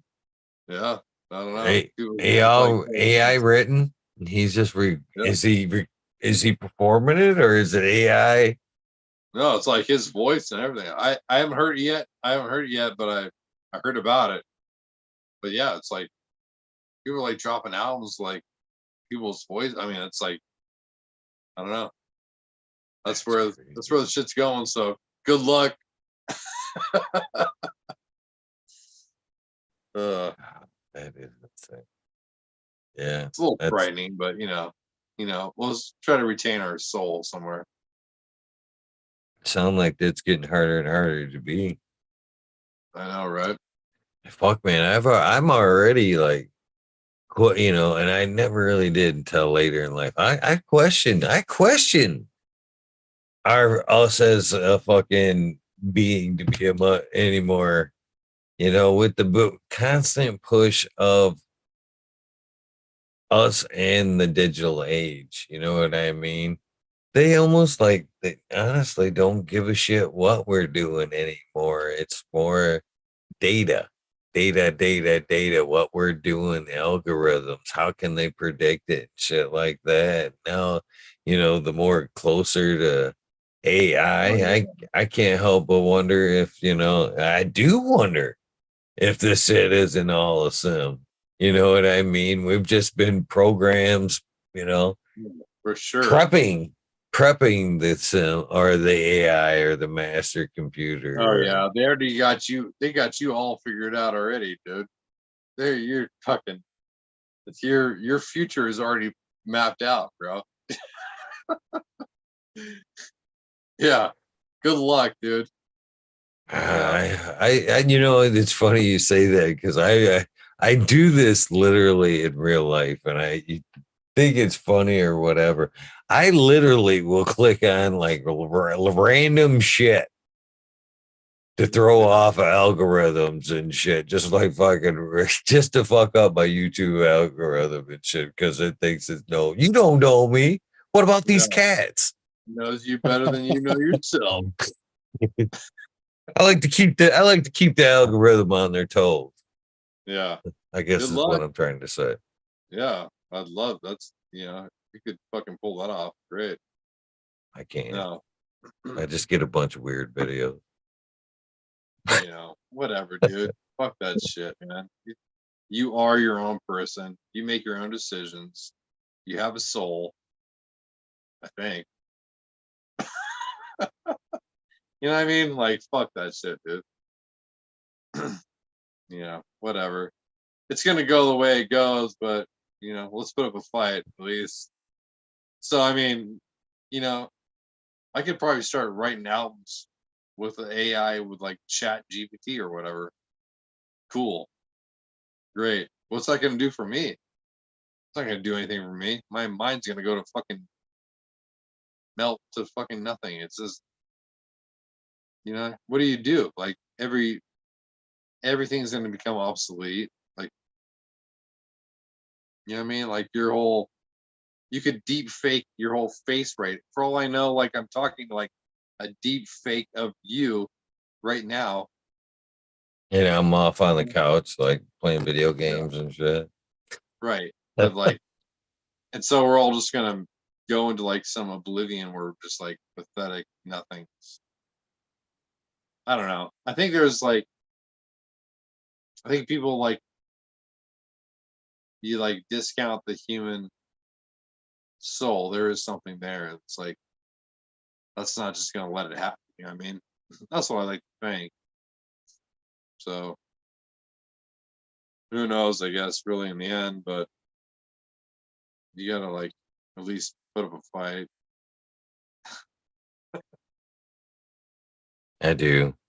But I do like cannabis for that reason. Is fucking I will 100% entertain almost any conspiracy theory as long as I have a couple of joints and a good narrator.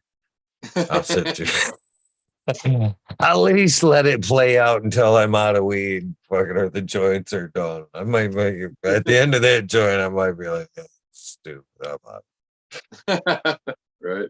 Oh But I'll at yeah. least kick it around while I'm smoking. Yeah, for sure. Hey, bro. Well, fucking hey, man. Thanks for having me on, bro.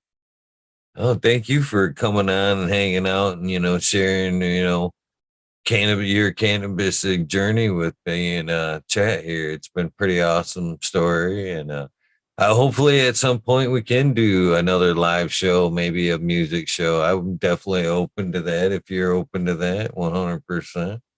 Oh yeah, for sure, man. I gotta hit up the Dirty Rats, man. And I'm sure they'll be down, dude. I mean, That'd be yeah, that'd be cool. gotta get our music out there, bro. Like, you know, keep things Right. moving. Hell yeah, maybe somebody watching will have help kick off that tour that we were talking about. You know what I Yeah, mean? Yeah. yeah, You never right. know. This is yeah, I'll keep that thought for a second because that's like Yeah, part two here. So yeah, part of the goodbyes here is explaining a little bit how things are work here on the channel. So basically, what I do is this aspect first phase one of the channel is like we get to learn a little bit about the people that we're hanging out with, and then second part of the channel is what I call it the Weed Nerd World. Basically, the link I sent you this evening is yeah, always good. Now you're always welcome.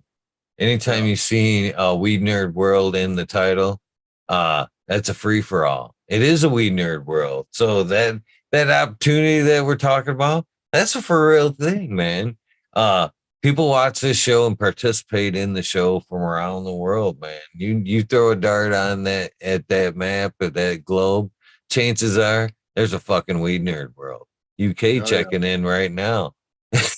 You know what yeah, I mean? So you yeah, could press, you never know what contacts you can meet throughout this journey. So looking yeah, forward to the musical episode. But aside from that, anytime you see a Weed Nerd World, come hang out, man. Smoke a joint, fucking hang out, talk conspiracy. Sometimes we're fucking talking psychedelics. You never know what you're gonna get into. It might be serious weed, it might be mushrooms, it might be conspiracy yeah, theory. You just never know. But if you've right, happened to tune in and it applies to you, grab my phone, come hang out with us for a little while and talk some shit, man. We'd love to have you. It helps keep the weed nerd world a spinning. So you're always welcome. Don't forget that. Keep that link, somewhere. We'd like to hear from you again. We like to check up on our friends. So yeah, keep that in mind. The last thing I'd like to get from you before you go is a silly little thing called the sound bites. At some point, this will be a commercial for your episode. Then basically what I'm looking for, my version, my words would be, hey, this is Eagle, and I'm on fucking talking shit with Eagle, episode 806. I don't care what you say before or after that, as long as it's somewhere in the body, I would be more than grateful. And I am ready for that sound bite right now, my friend. hey, this is Callous MC. I'm on with Talking Shit with Eagle, episode 806. I'm loving this shit. Thank you very much for having me. I appreciate it very much. And I will be back on here with the rest of the Dirty Rat records, hopefully at some point. Keep it up, keep it smoking. Peace out. Love you. Great sound bite. Thank you very much, my friend. And thank you for your time. Uh, time is the most valuable thing we have, and you gave me a nice little chunk of yours. And can't thank you enough for that, my friend. Hey, thank you for having me, man. I really appreciate it, man. It's been good. With that Let's do it being again. said, thank you to the rest of you guys for hanging out with us this evening. Remember, Don't forget to do something nice for somebody. Random acts of kindness do save lives. And with that being said, Callous, we are out of here, my friend. Have a All good right.